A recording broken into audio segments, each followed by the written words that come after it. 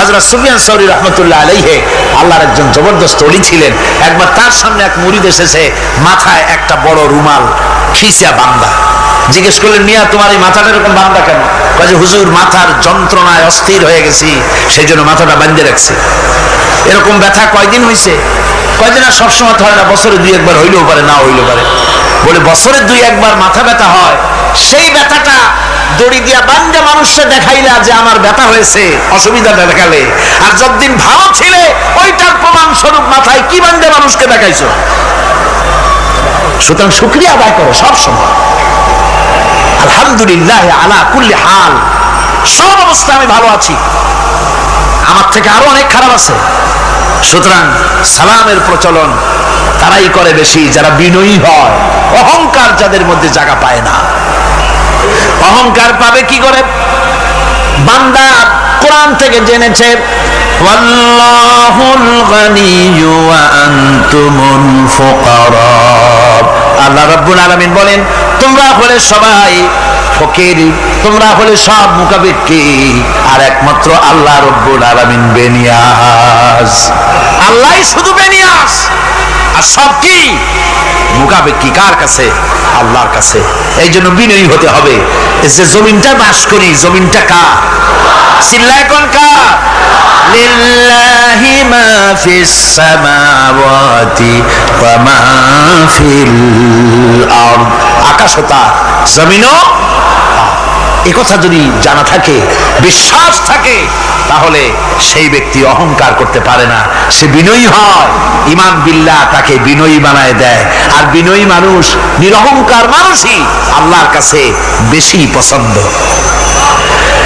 এই ঈমান তার ভিতরে এই কথা জাগ্রত করে দেয়। আমি যদি একটা গাড়ির মালিক হয়ে থাকি, আমি যদি একটা বাড়ির মালিক হয়ে থাকি, আমি যদি স্ত্রী পুত্র সন্তান পেয়ে থাকি, আমি যদি মন্ত্রী হয়ে থাকি, আমি যদি কিছু পেয়ে থাকি, আমার হাতের কামাই দ্বারা পাই নাই। আল্লাহ শিখাই দিচ্ছেন, ওয়ামা বিকুম বিনিমাতিন ফামিনাল্লাহ। যত নেয়ামত তোমরা পেয়েছো সব আল্লাহ রাব্বুল আলামিন দিয়েছেন। জোরে বলেন সুবহানাল্লাহ। দাতাকে ভুলে যেও না, আল্লাহর কাছে বিনয়ী হও। সমস্ত নিয়ামত একমাত্র তিনি দিয়েছেন। ঈমান বিল্লাহর দ্বারা মানুষের এই গুণ সৃষ্টি হয়, এই উপকার হয় মানুষের, যে সে বিনয়ী হয়ে যায়। আল্লাহ পাক কোরআনে কারীমের মধ্যে আরো বলেন, ওয়ালা তামশি ফিল আরদি মারহান ইন্নাকা লান তাখরিকাল আরদা ওয়ালান তাবলুগাল জিবালা তুলা। ওয়ালা তামশি ফিল আরদি মারহান, আমার এই জমিনের উপরে অহংকার করে হেঁটো না। আল্লাহ পাক নিষেধ করেছেন, জমিনের উপরে অহংকার করে হেঁটো না। এই জমিনের উপরে অহংকার করে হাঁটতে গিয়া তুমি পদাঘাত করে আমার জমিনটারে ফাটাই দিতে পারবে না। আবার অহংকার করে লাভ দিয়া আমার পাহাড়টার উচ্চতাও ছাড়াই যেতে পারবে না। যখন তুমি পাহাড়ের উচ্চতা ছাড়াতে পারবে না, যখন জমিনটারে লাথি মেরে ফাটাই দিতে পারবে না, তখন আবার অহংকারটা কিসের? কিসের অহংকার? নিজের দিকে তাকাও, তোমারে আমি বানাইছি কি দিয়া? তোমার পেটের মধ্যে কি? তোমার শরীরের মধ্যে কি? মলমূত্র দিয়ে পেটটা ভরা, আর দুনিয়ায় এসেছো এক ফোঁটা নাপাক পানি দিয়ে। যে নাপাক পানি ফোঁটা শরীর থেকে বেরিয়ে গেলে পরে গোসল ওয়াজিব হয়ে যায়, ফরজ হয়ে যায়। এমন একটা নাপাক পানি যার জন্মের উৎস, তার তো অহংকার করার শোভা পায় না। অহংকার করবেন কেবলমাত্র কে? চিল্লায় বলেন কে? হাদিসে কুদসির ভিতরে এসেছে, আল্লাহ পাক বলেছেন, অহংকার হচ্ছে আমার ইজা, অহংকার হচ্ছে আমার চাদর। যে ব্যক্তি অহংকার করে সেজন্য আমি আল্লাহ চাদর নিয়ে টানাটানি করে। জোরে কর নাউজুবিল্লাহ, চিল্লায় কর নাউজুবিল্লাহ।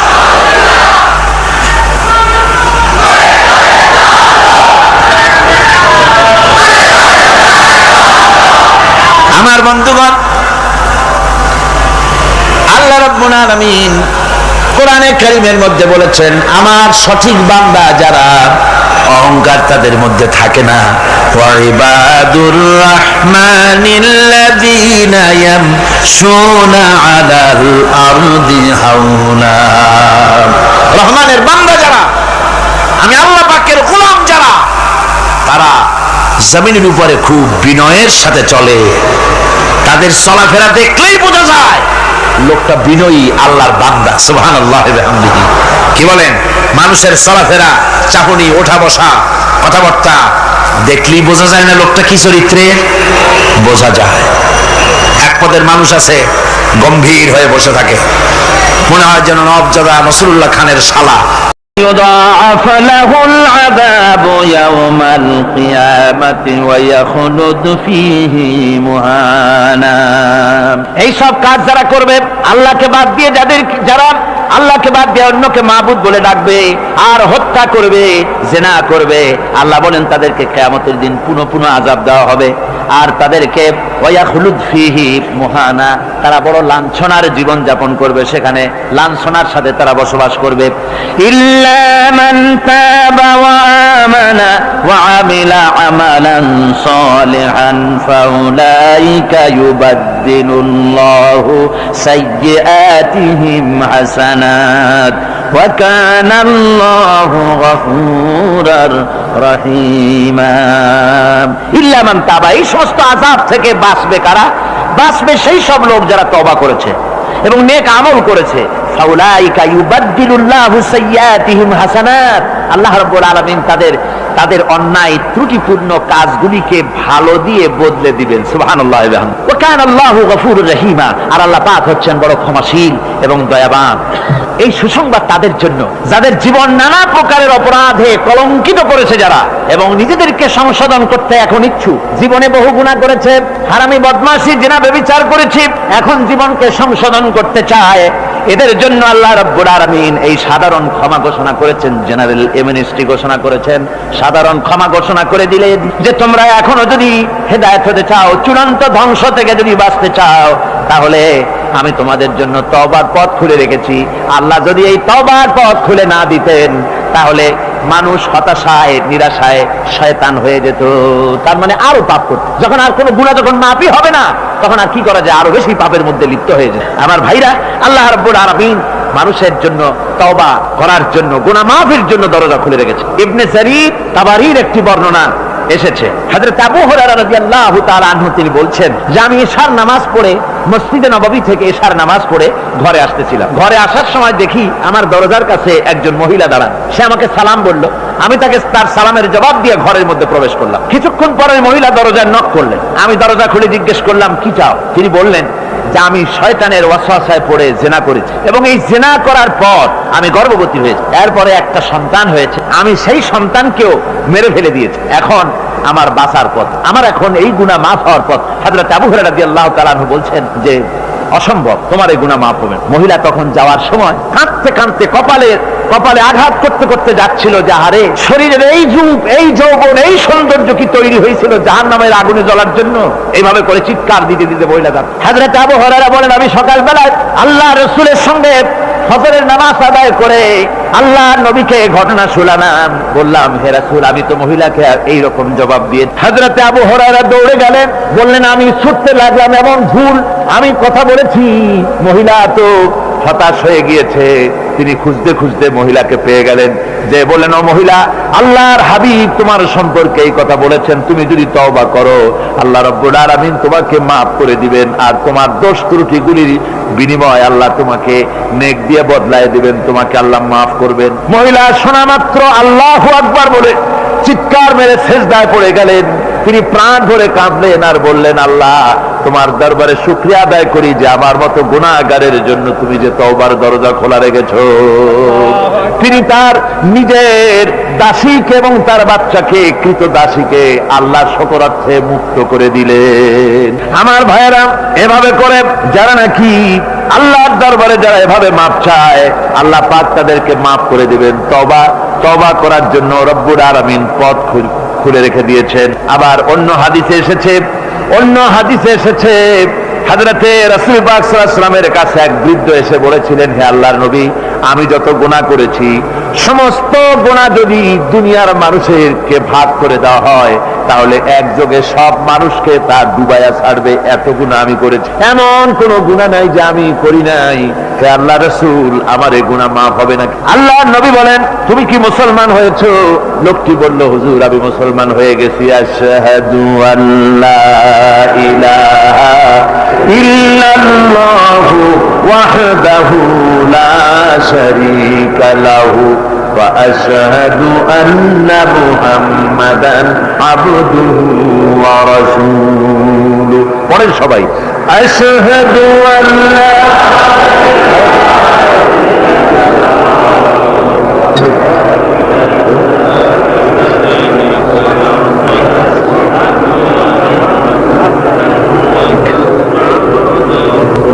ওই লোকটি যখন কলেমা পড়লেন, বললেন আমি মুসলমান হয়েছি। আল্লাহ নবী বলেন, শোনো আল্লাহর বান্দা, তুমি যখন কলেমা পড়েছো, তোমার পেছনের তামাম জিন্দেগির সমস্ত গুনাহ খাতা আল্লাহ রাব্বুল আলামিন মাফ করে দিয়েছেন। শুধু মাফ করেন নাই, আরো কি করেছেন? ওয়ায়ুবাদদিলুল্লাহু সাইয়্যাতিহিম হাসানাত। দোষ ত্রুটি তোমার যা আছে, যে ব্যক্তি তওবা করে আল্লাহর পথে চলে, নেক আমল করে, পেছনের জীবনের দোষ ত্রুটি যা করেছেন সবগুলির বদলে আল্লাহ রাব্বুল আলামিন নেকি লিখে দিবেন। জোরে বলেন সুবহানাল্লাহ। তার মানে হচ্ছে, জীবনে যত অপরাধ করেছিল, তওবা করে যখন ভালো কাজ করবে, আর পেছনের কথাগুলি যখন মনে করবে গভীর রাত্রে, আল্লাহ আমি এই ধরনের পাপ করেছিলাম, চুরি করেছি, ডাকাতি করেছি, জেনা করেছি, মদ খেয়েছি, মিথ্যা কথা বলেছি, এই সব কথা বলে যত অনুশোচনা করবে আর অনুতপ্ত হবে, চোখ দিয়া যত পানি পড়বে, নতুন নতুন করে তার আমল নামে আল্লাহ নেকি লিখতে থাকবেন। জোরে বলেন সুবহানাল্লাহ। রব্বুল আলামিন তার বান্দাকে এত ভালোবাসেন, একজন সাহাবী কতগুলি পাখির বাচ্চা নিয়ে রাসূলের কাছে হাজির হয়েছেন। আল্লাহর নবী বলেন, এই পাখির বাচ্চাগুলি আনলা কেন? সাহাবী বলেন, হুজুর এই পাখির বাসাটা ভেঙে গিয়েছিল, বাচ্চাগুলি যখন ধরলাম, ওর মা আমার মাথার উপরে ঠোকরাতে লাগলো, সে নিজের জীবনের মায়াকে উপেক্ষা করে বাচ্চাগুলিকে হেফাজত করার জন্য আমার উপরে ঝাঁপিয়ে পড়লো। আমি নিয়ে এসেছি এখানে, এই দেখুন ঘরের মধ্যে ঢুকেছে, এখানে ওই পাখিটা এসেছে। আমি রাসূলকে দেখাতে এলাম প্রাণী জগতে মায়ের সন্তানের প্রতি কত মায়া, সেটা দেখাতে এলাম। আল্লাহর নবী বলেন, ও সাহাবী, প্রাণী জগতে সন্তানের প্রতি মায়ের কতটুকু মহব্বত তুমি তাই আমাকে দেখাতে এসেছো। শোনো, এই প্রাণী জগতে সন্তানের প্রতি মায়ের যত মহব্বত, তার চাইতে লক্ষ কোটি গুণে বেশি মহব্বত বান্দার প্রতি আল্লাহ রাব্বুল আলামিনের। মহব্বতকে, করুণাকে, রহমতকে, ভালোবাসাকে 100 ভাগ করা হয়েছে। 100 ভাগ করে 99 ভাগ আল্লাহ নিজের কাছে রেখেছেন, আর একটা ভাগ তামাম পৃথিবীর প্রাণী জগতে আল্লাহ ছড়াই দিয়েছেন। একটা ভাগ দিয়েছেন সারা দুনিয়ার প্রাণী জগৎ। সেই একটা ভাগে এই শত সহস্র কোটি প্রাণীর মধ্যে যেটুকুন আমরা পাইছি, এতটুকুন মহব্বতে সন্তানের জন্য কলিজায়, সন্তানের কোনো অকল্যাণ হলে কলিজায় পানি থাকে না, সন্তানের কোনো অসুবিধা হলে বা মা বাপের কষ্ট হলে বা কারো কোনো কষ্ট হলে আমরা এই ধরনের আমাদের অবস্থা সৃষ্টি হয়ে যায়। এক ভাগ তামাম পৃথিবীর সমস্ত প্রাণী জগতে ছড়ায় দেওয়ার পর আমাদের অবস্থা যদি এই হয়, তাহলে 99 ভাগ রহমত যার কাছে, বান্দার প্রতি তার মহব্বত কতখানি। আমার বন্ধুগণ, রাসূল পাক সাল্লাল্লাহু আলাইহি ওয়াসাল্লাম বলেছেন, ও সাহাবীরা, একজন লোক উটের পৃষ্ঠে যাচ্ছিল কোথাও, উটের পৃষ্ঠে তার খাবার আছে, পানিও আছে, যেতে যেতে মরুদ্যানের মধ্যে সে বিশ্রাম করলো। ঘুমের থেকে জেগে দেখে উট নাই, খাবার নাই, পানিও নাই। বড় লোকটা কেমন পেরেশান হয়। সাহাবীরা বলেন, হুজুর উট হচ্ছে মরুভূমির জাহাজ, উট হারায় গেছে, টাকা পয়সা যা ছিল, খাদ্য খাবার ছিল, সব চলে গেছে, এর থেকে পেরেশানি তো আর কিছুই হয় না। হুজুর বলেন, লোকটা খানিকক্ষণ চিন্তা ভাবনা করতে করতে কিছুক্ষণ পর দেখলো উট ফিরে এসেছে, সমস্ত টাকা তার ওই খাদ্য আর পানিও নিয়ে হাজির হয়ে গেছে। বলো কেমন খুশি হয়? হুজুর, হযরত সাহাবীরা বলেন, হুজুর এর থেকে খুশি আর কি হতে পারে? লোকটার দিল তো ভরে যাবে। আল্লাহর নবী বলেন, ও সাহাবীরা, কোন বান্দা যদি আল্লাহর থেকে নাফরমান হয়ে যায়, নামাজ ছেড়ে দেয়, জিনা ব্যভিচার বদমাশি নাফরমানিতে যদি যখন লিপ্ত হয়ে যায়, উঠারা ব্যক্তি উট পাওয়ার জন্য যেমন পেরেশানি বোধ করে, আল্লাহ রাব্বুল আলামিন তার ওই নাফরমান বান্দার জন্য, আল্লাহ রাব্বুল আলামিন ফিরে আসার জন্য আল্লাহ রাব্বুল আলামিন চান। বান্দা যখন, নাফরমান বান্দা নিজের গুনাহ বুঝতে পেরে যখন সেজদায় পড়ে গিয়া কান্দে, রব্বুল আলামিন আমার গুনাহ মাফ করে দাও, এইভাবে যখন কাঁদতে থাকে, রব্বুল আলামিন আল্লাহর হাবিব বলেন, উঠারা ব্যক্তি উঠ ফেলে পড়ে, ওই ব্যক্তি যত খুশি হন। কোন নাফরমান বান্দা যখন সেজদায় পড়ে যায়, আল্লাহ রাব্বুল আলামিন এর চাইতে লক্ষ কোটি গুণে বেশি খুশি হয়ে যান। আল্লাহ পাক হচ্ছেন রহমান রহিম, গাফুরুর রহিম। পৃথিবীতে এমন কে আছে, আপনি আমাকে বলেন, এমন কে আছে অপরাধ করবে না আর সে বলবে আয় তোরে মাফ করে দেই, বলেন এরকম আছে নাকি? কেউ বলেন আছে? এমনকি বাপ মা, ছেলে অন্যায় করেছে, বাপ মার দিল চায় ছেলেটা যদি মাপ চাইতো বড্ড ভালো হতো, ওর সাথে প্রাণ ভরে কথা বলতাম, বুকের সাথে জড়িয়ে নিতাম, কিন্তু মুখ খুলে বলে না যে অপরাধ করেছিস মাপ চাইয়া যা, এরকম বলে। মাও বলে না, বাপেও বলে না, কিন্তু একমাত্র মহান সত্য রব্বুল আলামিন বান্দা যখন গুনাহ করে আল্লাহ ডাকে, বান্দারে গুনাহ করেছিস ফিরে আয়, আমি তোরে মাফ করে দেব। গুনাহ করেছিস ফিরে আয়, জিনা করেছিস ফিরে আয়, মদ খেয়েছিস ফিরে আয়, মানুষ হত্যা করেছিস ফিরে আয়, কুফরি করেছিস ফিরে আয়, আগুন পূজা করেছিস ফিরে আয়, মাটি পূজা করেছিস, সূর্য পূজা করেছিস, যা করেছিস না কেন ফিরে আয়, আমাকে ডাক দে, আমি তোর জিন্দেগির গুনাহ আমি আল্লাহ মাফ করে দেব। এই জন্য আল্লাহ রাব্বুল আলামিনকে যখন কোন বান্দা একবার ডাকে, দিল থেকে কলিজা থেকে একটা ডাক যদি দেয় আল্লাহ, হাজার ডাকের তুলনায় একটা ডাক আল্লাহ, কলিজা থেকে ডাক। এই ডাকটা কোথা থেকে? কলিজা থেকে। দিল से जो बात निकलती है असर रखती है पर नहीं मगर ताकते परवास रखती है। অন্তর থেকে যে কথা বেরোয় তা প্রভাব বিস্তার করে। কলিজা থেকে যদি কেউ ডাক দেয় আল্লাহ, কলিজার একটা ডাক আলাদা না? বলেন আলাদা কিনা? কলিজা থেকে ডাক, বলেন না সবাই আল্লাহ। কলিজা থেকে একটা ডাক যদি কেউ ভাবে আল্লাহকে ডাক দেয় আল্লাহ, আল্লাহ রাব্বুল আলামিন বান্দা যখন একবার ডাক দেয় আল্লাহ তখন 70 বার লাব্বাইক বলেন, 70 বার সাড়া দিয়া বলে বান্দা কি চাও, আমি তোর কাছে হাজির। কি চাস বল, আমার আমি মাফ করে দেব। সুতরাং আল্লাহ রাব্বুল আলামিন বলছেন আমার কাছে ক্ষমা চাও, মাফ চাও, আমার কাছে মাফ চাও, যত মাফ চাইবে আমি মাফ করে দেব। পৃথিবীতে এমন কেউ নাই যার কাছে বেশি চাইলে তিনি খুশি হবেন। আল্লাহ রাব্বুল আলামিন এমন এক সত্তা যার কাছে যত বেশি চাওয়া যাবে তিনি তত বেশি খুশি হবেন। হর হমেশা দেনে কো वो तैयार है जो न मांगे उससे वो बेजार है। যত বেশি চাওয়া যায় আল্লাহর কাছে আল্লাহ তত খুশি হন, আর যে ব্যক্তি চায় না আল্লাহর কাছে আল্লাহ তার উপরে বেজার হয়ে যান। ওয়ামান তাবা ওয়া আমিলা সালিহান فإنه يتوب إلى الله متابا। আর যারা তওবা করে, নেক আমল করে, তার আল্লাহর দিকে ফিরে আসে, যেমনটি তার আশা উচিত তেমন ভাবে সে আল্লাহর কাছে ফিরে আসে, তার মানে হলো তওবা মাফ, তওবা কবুল করার জন্য, গুনাহ মাফ করার জন্য পৃথিবীতে কেউ নাই। আছে কেউ? গুনাহ কি কেউ মাফ করতে পারে? দুনিয়ায় কেউ পারে? আকাশে কেউ পারে? আল্লাহ ছাড়া কেউ গুনাহ মাফ করতে পারে? যদি মানুষ তওবা করে, রব্বুল আলামিন বলেন সে এমন ভাবে তওবা করে আল্লাহর কাছে ফিরে এসেছে যেখানেই তার আসা উচিত, এই জায়গা ছাড়া আর তার কোনো যাওয়ার জায়গা নাই। সুতরাং সে জায়গা মতো এসেছে, অনুতপ্ত এবং অনুশোচনা করেছে। আল্লাহ পাক এ ধরনের অনুতপ্তকারী, অনুশোচনাকারীকে রব্বুল আলামিন ক্ষমা করে দিয়ে থাকেন। ওয়াল্লাযীনা লা ইয়াশহাদুনা আয-যুর ওয়া ইযা মাররু বিল-লাগবি মাররু কিরামা। আর যারা মিথ্যার সাক্ষ্য হয় না, রহমানের বান্দা তারা যারা মিথ্যার সাক্ষ্য হয় না, এটা হচ্ছে ষষ্ঠ বৈশিষ্ট্য।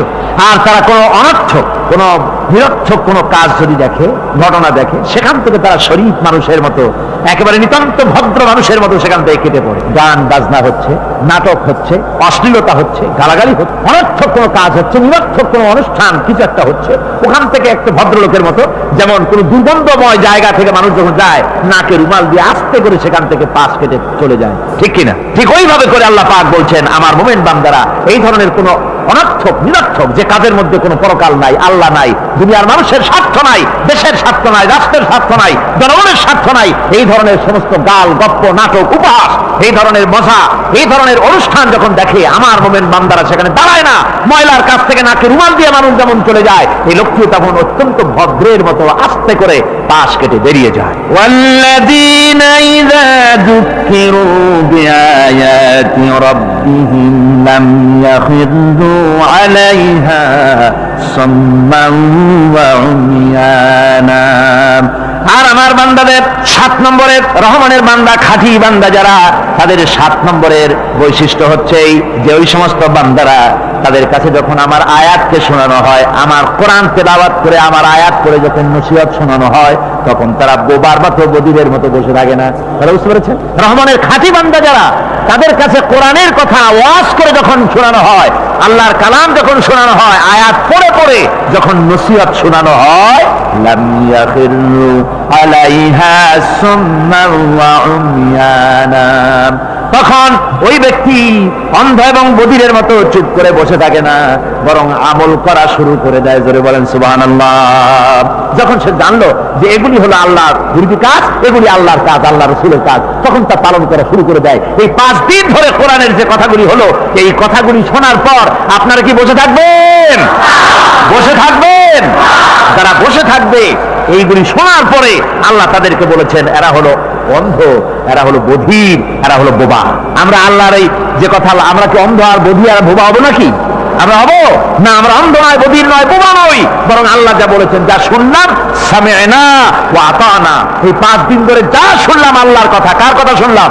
আর সমস্ত কথা আমরা আমল করব। জোরে কোন আমিন। আল্লাহ যেন কবুল করেন। জোরে কোন আমিন। আমল করা কি? বসে না থাকা কি? বসে না থাকা হচ্ছে যা শুনলাম, আল্লাহর যা ফরজ, যা হুকুম, তা মানবো। আল্লাহ যা নিষেধ করেছেন তার থেকে ফিরে থাকবো, এটাই হলো কাজ। এরপরে রব্বুল আলামিন বলেন, ওয়াল্লাযীনা ইয়াকুলুনা রাব্বানা হাব লানা মিন আজওয়াজিনা ওয়া যুররিয়্যাতিনা কুররাতা আয়ুন ওয়াজআলনা লিল মুত্তাকিনা ইমামা। রহমানের বান্দা 8ম নম্বর এবং শেষ নাম্বার হচ্ছে এটা বৈশিষ্ট্য এই যে তারা রহমানের যারা খাঁটি বান্দা, আল্লাহর যারা খাঁটি বান্দা, তারা রব্বুল আলামিনের কাছে মুনাজাত করে, আমার রব, আয় আমার আল্লাহ, হাবলানা মিন আজওয়াজিনা ওয়া যুররিয়াতিনা, আমাদের এবং আমাদের স্ত্রীদের আর আমাদের সন্তানদেরকে তুমি দয়া করে আমাদের চক্ষুর শীতলতা বানায় দাও। জোরে বলেন আমিন। ওয়াজআলনা লিল মুত্তাকিনা ইমামা, আর আমার এই সন্তানদেরকে তুমি মুত্তাকিদের ইমাম বানায় দাও। শুধু মুত্তাকি বানায়ও না, মুত্তাকিদের নেতা বানায় দাও। জোরে কোন সুবহানাল্লাহ। হযরতে ইয়াকুব আলাইহিস সালাম ছেলে হারাইয়া কি বলতেছেন শোনেন। আল্লাহ তার কথা কোরআনে কারীমের ভিতরে আল্লাহ কি সুন্দর করে উঠায়া দিয়েছেন। হযরতে ইয়াকুব পড়তেছেন, ফাসাবরুন জামিলুন আসাল্লাহু আইয়াতিয়ানি বিহিম জামিআন ইন্নাহু হুয়াল আলিমুল হাকীম। ফাসাবরুন জামিল, ধৈর্য ধারণ করাই এখন আমার জন্য উত্তম। আমি এখন ধৈর্য ধারণ করব, হয়তো শীঘ্রই আল্লাহ আমার যাদের হারাইছি তাদের সকলকে আল্লাহ আমার কাছে ফিরিয়ে দিবেন। তিনি সুবিজ্ঞ, তিনি প্রচন্ড ক্ষমতার মালিক। আশায় বুক বেঁধে থাকলেন তিনি। আর ইউসুফ আলাইহিস সালাম আজকে প্রেসিডেন্ট, তিনি মিশরের কি তিনি 11 ভাই গেছে সেইখানে খাবার আনার জন্য। হযরত ইউসুফ আলাইহিস সালামের চিনতে কোনো কষ্ট হয় নাই। ওরা তো চেনে নাই, কিন্তু ইউসুফ আলাইহিস সালাম চিনে ফেলেছেন। হযরত ইউসুফ কোনো প্রতিশোধ নিলেন না। হযরত ইউসুফ পরিচয় দিলেন আর বললেন, ভয় পাইও না, খাদ্য তোমাদেরকে দিয়ে দিব। তোমাদের ব্যাপারে আমার বক্তব্য হচ্ছে, লা তাসরিবা আলাইকুমুল ইয়াউম, তোমাদের বিরুদ্ধে আমার কোনো ক্ষোভ নাই, বিদ্বেষ নাই, মাফ করে দিলাম। এই জামাটা নিয়ে যাও, আমার আব্বার জন্য এই জামাটা নিয়ে যাও। জামা নিয়ে যাচ্ছে মিশর থেকে। কোথায়? কেনান। কোথায়? মিশর। মিশর থেকে ইউসুফ আলাইহিস সালামের জামা নিয়ে ছেলেরা কেনানের দিকে যাচ্ছে। আর এদিকে হযরত ইয়াকুব বলতেছেন, আমি যেন আমার নাকের ভিতরে ইউসুফের গন্ধ পেতেছি। সুবহানাল্লাহ। জামা চলে এলো, চোখের উপরে তিনি রাখলেন, আল্লাহ চোখ ভালো করে দিলেন। সুবহানাল্লাহ। ভাইরা আমার, এই জন্য যারা আল্লাহর উপরে ভরসা করে, আল্লাহর ঈমান যাদের মধ্যে এসে যায়, ঈমান বিল্লাহর বড় উপকার হলো সে হতাশ হয় না। যত বড় বিপদ হোক হতাশ হয় না। দেখেন ইউসুফ আলাইহিস সালাম কি কেমন করে জুলাইখা ঘেরাও করে ফেলে দিয়েছে। দরজা বন্ধ, তালা বন্ধ, জানালা বন্ধ, ছিটকানি মারা, খিল মারা, তালা দেওয়া, বেরোবার কোনো পথ নাই, চতুর্দিকে নগ্ন চিত্র। এবার জুলাইখার প্রবৃত্তিকে চরিতার্থ করতে হবে, খারাপ কাজ করতে হবে, বেরোবার পথ নাই। হযরত ইউসুফ আলাইহিস সালাম তিনি জানেন দরজা সব বন্ধ, পালাবার পথ নাই, কিন্তু আল্লাহ রাব্বুল আলামিনকে তিনি ভয় করলেন। যুবক মানুষ, আল্লাহ রাব্বুল আলামিনকে ভয় করলেন। রব্বুল আলামিনকে ভয় করে তিনি তালাবদ্ধ দরজার দিকে দৌড় মারলেন।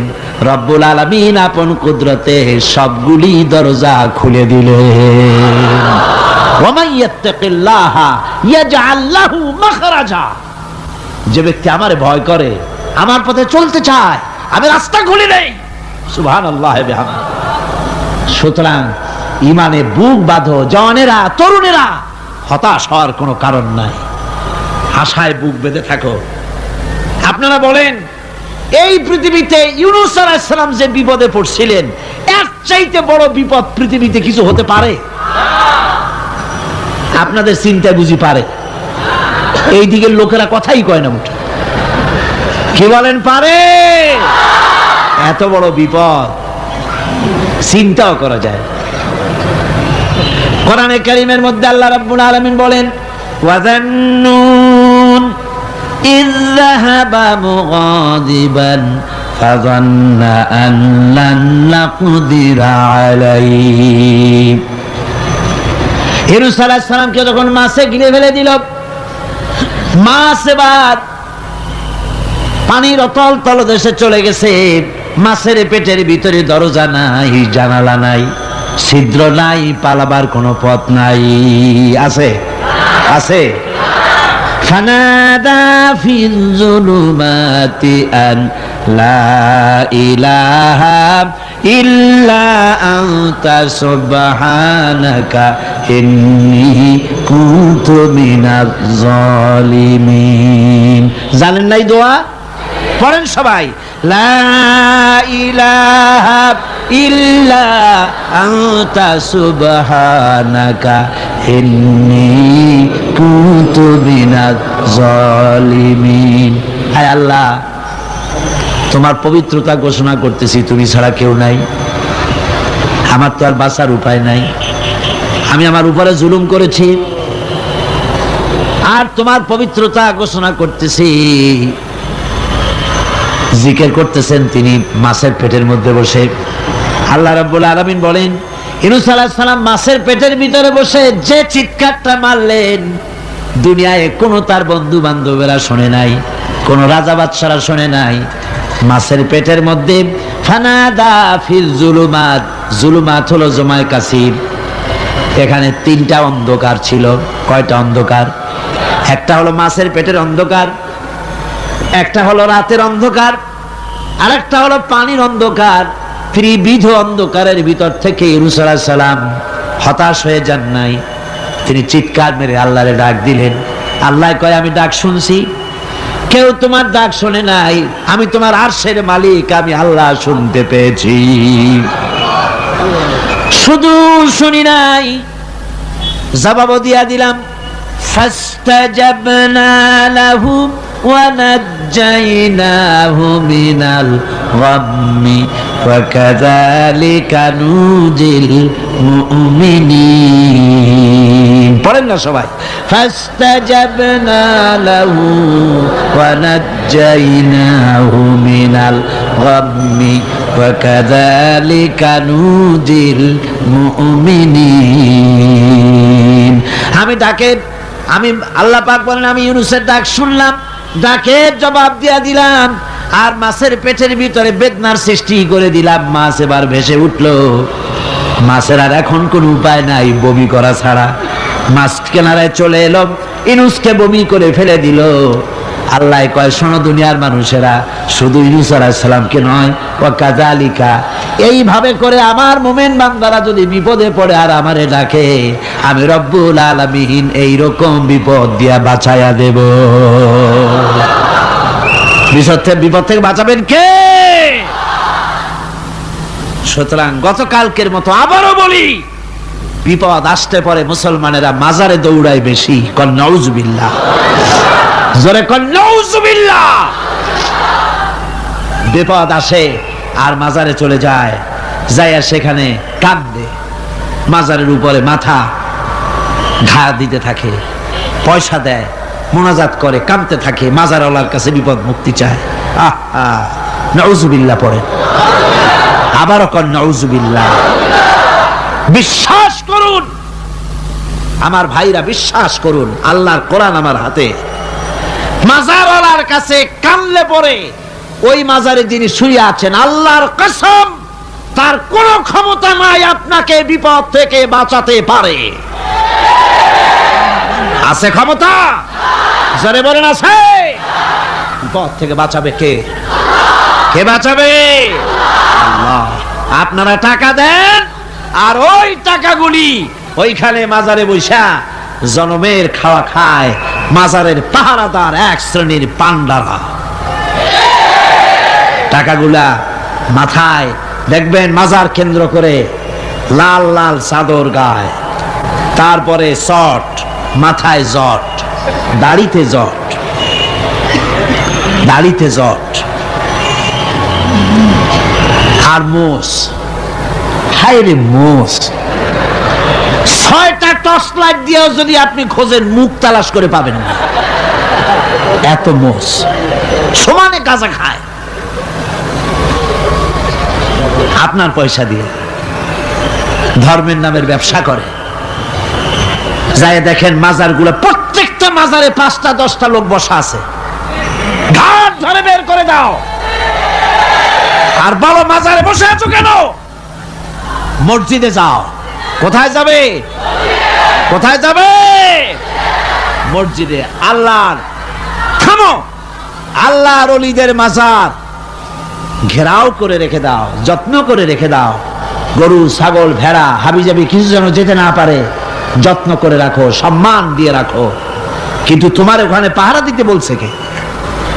তুমি ওখানে বসে থাকো কেন? গুড় যেখানে পিঁপড়া সেখানে। পয়সা দেওয়া বন্ধ করে একটারও পাবেন না ওখানে, ঠিক কিনা কর?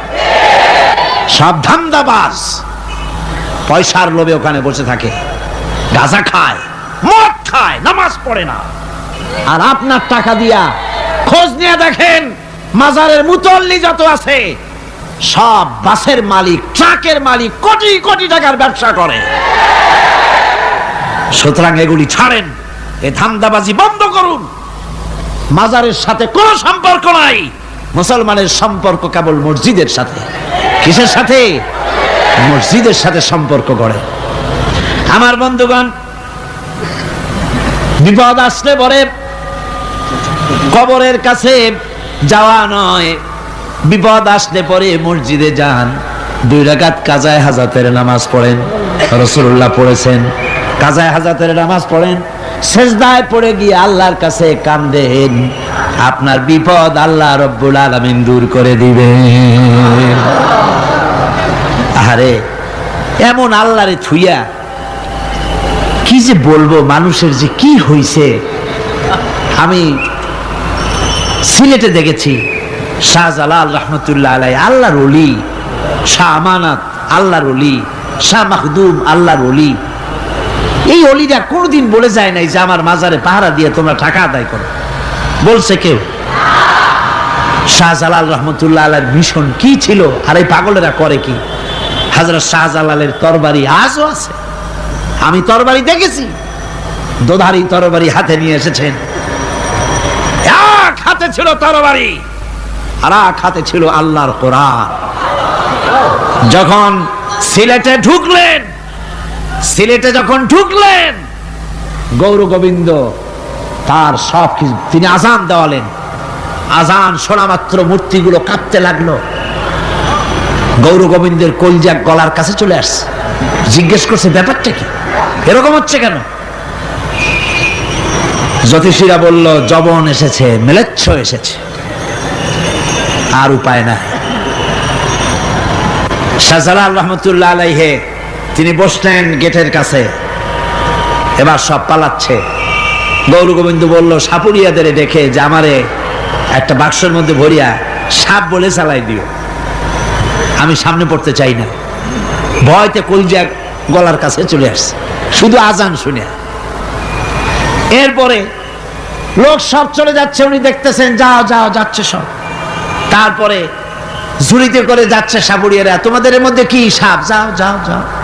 এরপরে বড় একটা বাক্স, ওটার মধ্যে কি? কয় যে হুজুর আমরা সাপ খেলা দেখি, এর মধ্যে সাপ। নামাও, আমি সাপ খেলা দেখবো, নামাও ওটা। এরপরে বাক্স খুলছে, দেখে যে আসল সাপ বাইর হয়েছে। গৌর গোবিন্দ বলল যে আমার রাজত্ব ছেড়ে দিলাম, আমারে জানে বাঁচা।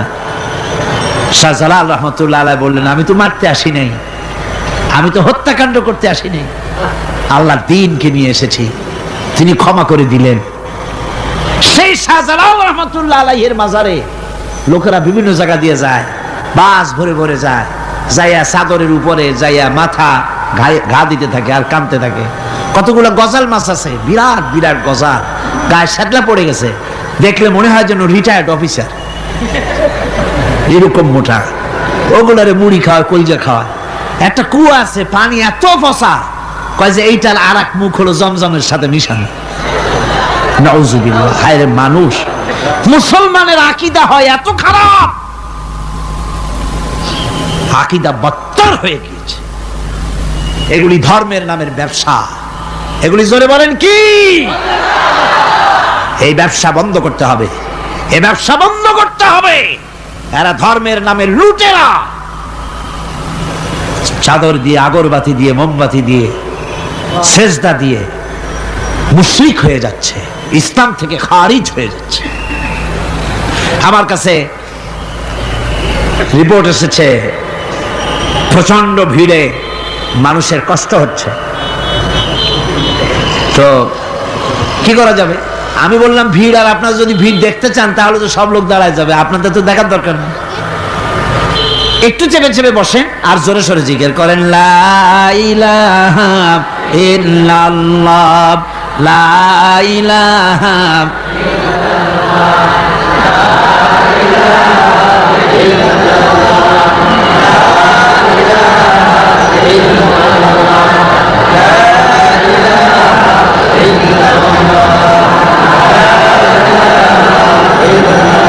আপনি কিন্তু বসেই এগোতে পারতেন, দাঁড়ালে পরে ডিস্টার্ব হয়, হাঁটলে পরে ডিস্টার্ব হয়। নিজের কপালটারে খারাপ করেন না, এত সুন্দর আল্লাহর কথা শোনা থেকে নিজেকে মাহরুম করতে চেষ্টা করেন না। নিজেও শোনেন, অপরকেও শুনতে দেন। বসেন, মাজা ব্যথা করবে না, আল্লাহ মাজা ব্যথা ভালো বানায় দেবে যত সময় বসবেন। কোন আলহামদুলিল্লাহ। আপনারা বসছেন যে জায়গাটায়, এটা বেহেশতের টুকরা। এটা কি? এটা প্যারেড ময়দান নয়। মাজালিসুল ইলম হিয়া রাউযাতুম মিন রিয়াদিল জান্নাহ। হযরত আলী বলেছেন, যেখানে ইলম চর্চা হয়, কোরআন আলোচনা হয়, হাদিস আলোচনা হয়, সেটা কোনো সাধারণ জায়গা না, সেটা জান্নাতের টুকরা হয়ে যায়। জোরে কোন সুবহানাল্লাহ। কাজী বেহেশত থেকে শয়তানের জন্য বাইর করিয়া না দেয়, সতর্ক থাকেন। শয়তান কি চায় যে আপনি সারাক্ষণ শোনেন? কি কোন চায়? চায় না। শয়তানের খপ্পরে পড়েন না, বসেন আর শোনেন। ইমানদার যখন বিপদে জর্জরিত হতে থাকে তখন সে ভেঙে পড়ে না, তখন অন্ধকারের, বিপদের অন্ধকার বিদীর্ণ করে আলোর এক প্রভা তার চোখের সামনে উদ্ভাসিত হয়ে ওঠে। সেটা কি? সেটা হলো আল্লাহ রাব্বুল আলামিনের বাণী, ফাইন্না মাআল উসরি ইউসরান, ইন্না মাআল উসরি ইউসরা। আল্লাহ পাক বলেন, জেনে রাখো, দুঃখ এবং কষ্টের সাথে রয়েছে সুযোগ আর সুবিধা, আর অসচ্ছলতার সাথে রয়েছে উদার সচ্ছলতা। জোরে কোন সুবহানাল্লাহ। কাজে ভয় পাওয়ার কারণ নাই, হতাশ হওয়ার কারণ নাই। মন আশায় বুক বেঁধে রাখো। গুনাহ করেছো, হতাশ হয়ো না। যুবকদের গুনাহ করা স্বাভাবিক। ইউনিভার্সিটির ছাত্র, কলেজের ছাত্র, প্রফেসর, শিক্ষক, অফিসার ঘুষ খেয়েছেন, জিনা করা হয়েছে, মদ খাওয়া হয়েছে, মিথ্যা কথা বলা হয়েছে, যাই কিছু করেন না কেন ভয় পাওয়ার কারণ নাই, নিরাশ হওয়ার কোনো দরকার নাই। আল্লাহ পাক ডেকে বলেছেন, قل يا عبادي الذين اسرفوا على أنفسهم لا تقنطوا من رحمة الله। আরে আমার আল্লাহর মতো এত ভালো আর কেউ আছে? এত দরদ আর কারো আছে? আমার আল্লাহ বলেন, ও নবী আপনি শুনায় দেন, হে আল্লাহর বান্দারা, তোমরা যারা নিজেদের উপরে বাড়াবাড়ি করেছো, নিজেদের উপরে জুলুম করেছো, অত্যাচার করেছো, আমি আল্লাহর রহমত থেকে নিরাশ হয়ে যেও না। মানুষ যদি অপরাধ করে, বাপের সাথে অপরাধ করেছে, মায়ের সাথে অপরাধ করেছে, মা বাবা সন্তানের চাইতে এত বড় কল্যাণকামী তো আর কেউ নাই, কিন্তু মা বাবা কোনোদিন বলে না আয় আমার ছেলে তোরে মাফ করে দেই, এরকম বলে নাকি? মন চায় ছেলে যদি মাপ চাইতো, খুশি হয়ে মাফ করে দিতাম, কিন্তু কেন যে আসে না, ডাকে না যে আয় মাফ করে দেই। মা বাপ আপনাকে এত ভালোবাসে, সেই মা বাপও আপনাকে বলে না যে আয় মাফ করে দেই।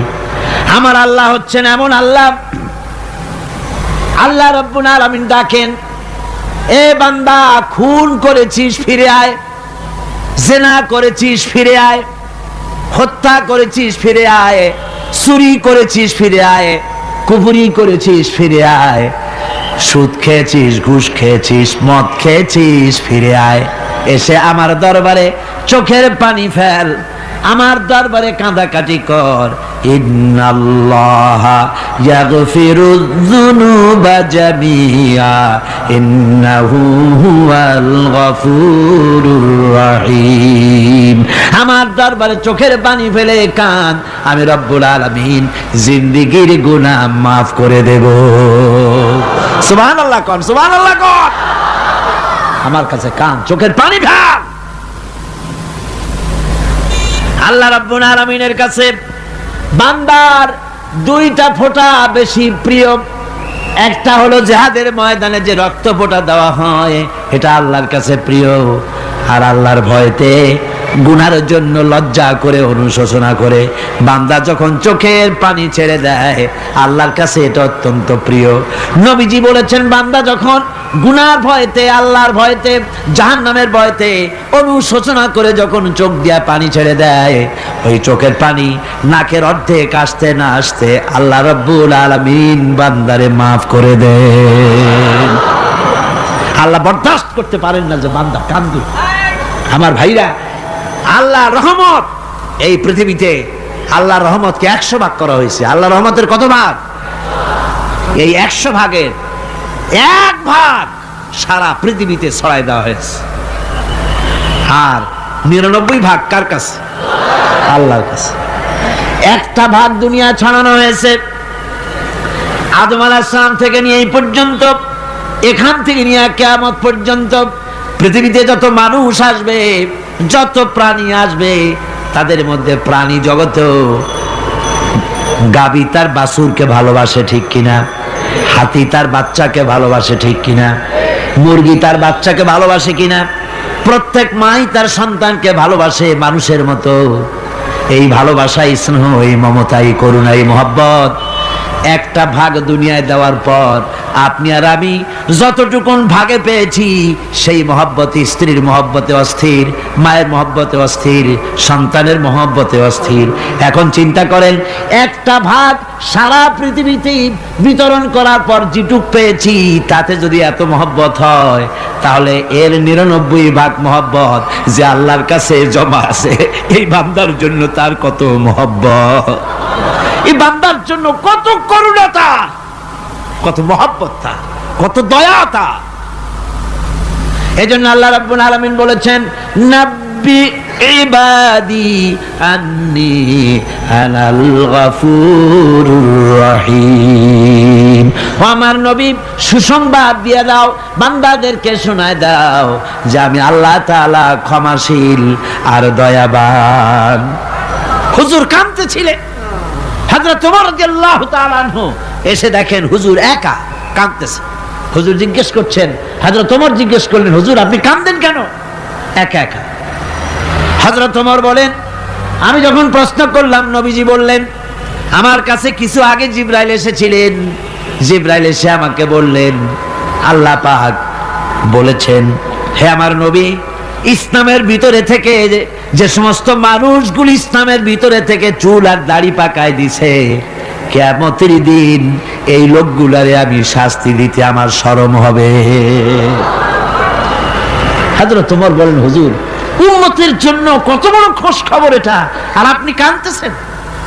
হুজুর বলেন, ওমর, তুমি জানো না আমার কান্নার কারণ ভিন্ন। আমার কান্নার কারণ হলো যে আল্লাহ রাব্বুল আলামিন কিয়ামতের দিন দাড়ি চুল পাকা বান্দারে শাস্তি দিতে শরম করবেন। সেই দাড়ি চুল পাকা বান্দাগুলি আল্লাহর সাথে নাফরমানি করতে শরম করে না। আমি এই লজ্জায় কাঁদতেছি। ভাইরা, হুজুর, আল্লাহ পাক বলেন, ও আমার নবী, রাতের আধারে যখন একটা বুড়া আমার দরবারে হাত উঁচু করে, একটা বুড়া মানুষ রাতের আধারে যখন আমার দরবারে হাত উঁচু করে আর যখন বলতে থাকে, রব্বুল আলামিন, আমার পেছনের জীবনটা বড় খারাপ করেছি, এমন কোন কাজ জীবনে করি নাই যা তোমার কাছে কিছু দাবি করতে পারি, সব রকমের নাফরমানি করেছি, আজ আমি বুড়া হয়ে গেছি, কামাই করতে পারি না, ছেলে আমাকে চোখে দেখতে পারে না, পুত্রবধূ আমাকে ঘরে জায়গা দেয় না, আমার স্ত্রী আমাকে দেখতে পারে না, রোজগার করতে পারি না, হাঁটতে পারি না, চলতে পারি না, সবার কাছে আমি তিতা হয়ে গেছি, আমি দাঁড়াতে পারি না, কোমরে ব্যথা পাই, হাঁটুতে ব্যথা পাই, চলতে পারি না, কানে শুনতে পাই না, চোখে দেখতে পারি না, আর তোমার কাছে কিছু চাইয়া নেব এমন ভালো কাজও করি নাই। এইভাবে যখন বান্দা কাঁদতে থাকে আমার দরবারে, ও আমার হাবিব আমার রহমতের দরিয়ায় জোশ মেরে যায়, আমার শরম হয় এই বুড়াটারে কেমনে খালি হাতে ফিরাইয়া দেই। সুবহানাল্লাহ, সুবহানাল্লাহ। আমার আল্লাহর এত দয়া, আমার আল্লাহর এত মায়া, এত মোহাব্বত। আমার আল্লাহ রাব্বুল আলামিন বলেন, وَإِذَا سَأَلَكَ عِبَادِي عَنِّي فَإِنِّي قَرِيبٌ। ও আমার হাবিব, আমার বান্দা আমার ব্যাপারে প্রশ্ন করে, আমি বান্দার একদম নিকটে। কোরআন শরীফের ভিতরে যত জায়গায় রাসূলকে বলা হয়েছে সুয়ালের কথা, আপনাকে প্রশ্ন করা হয়, আল্লাহ তার জবাব কুল এই কথা বলে জবাব দিয়েছেন। যত জায়গায় সুয়াল এসেছে, যেমন কোরআনে কারীমের মধ্যে আল্লাহ পাক বলেন, ওয়ায়াসআলুনাকা আনিল মাহিদ, মেয়েদের হায়েজ সম্পর্কে জিজ্ঞাসা করা হয়, কুল হিয়া আযা, হে নবী আপনি বলুন। এভাবে করে কুল দিয়ে জবাব দেওয়া হচ্ছে। আবার প্রশ্ন করা হচ্ছে, ওয়ায়াসআলুনাকা আনিল আনফাল, এই গনিমতের মাল সম্পর্কে হুজুর আপনাকে, হে নবী আপনাকে প্রশ্ন করা হয়। আল্লাহ কুল দিয়া জবাব দিলেন। আল্লাহ বলেন আপনি বলেন। ওয়ায়াসআলুনাকা আনিল খামরি ওয়াল মাইসির, আল্লাহ পাক বলেন নবী আপনারে প্রশ্ন করা হয়, কুল ফিহিমা ইসমুন কাবীর, আল্লাহ কুল দিয়া বললেন তুমি বলো। আবার বলা হলো, ওয়ায়াসআলুনাকা আনিল আহিল্লা কুল হিয়া মাওয়াকিতু লিন্নাস, ও নবী আপনাকে প্রশ্ন করা হয় চাঁদের ক্রমবর্ধমান এবং ক্রমহ্রাস, এই যে বাড়ে আর কমে, পূর্ণিমা হয় অমাবস্যা হয়, কেন হয়? আপনি বলুন কুল, আপনি বলেন এটা আমি অক্ত এবং সময়, বছর আর দিন গণনা করার জন্য পৃথিবীবাসীদের জন্য বিনা পয়সায় একটা ক্যালেন্ডার বানাইয়া আকাশে ঝুলাই রেখেছি। এভাবে যত জায়গায় এসেছে আপনাকে প্রশ্ন করা হয়, তত জায়গায় আল্লাহ জবাব দিয়েছেন কুল, আপনি বলেন।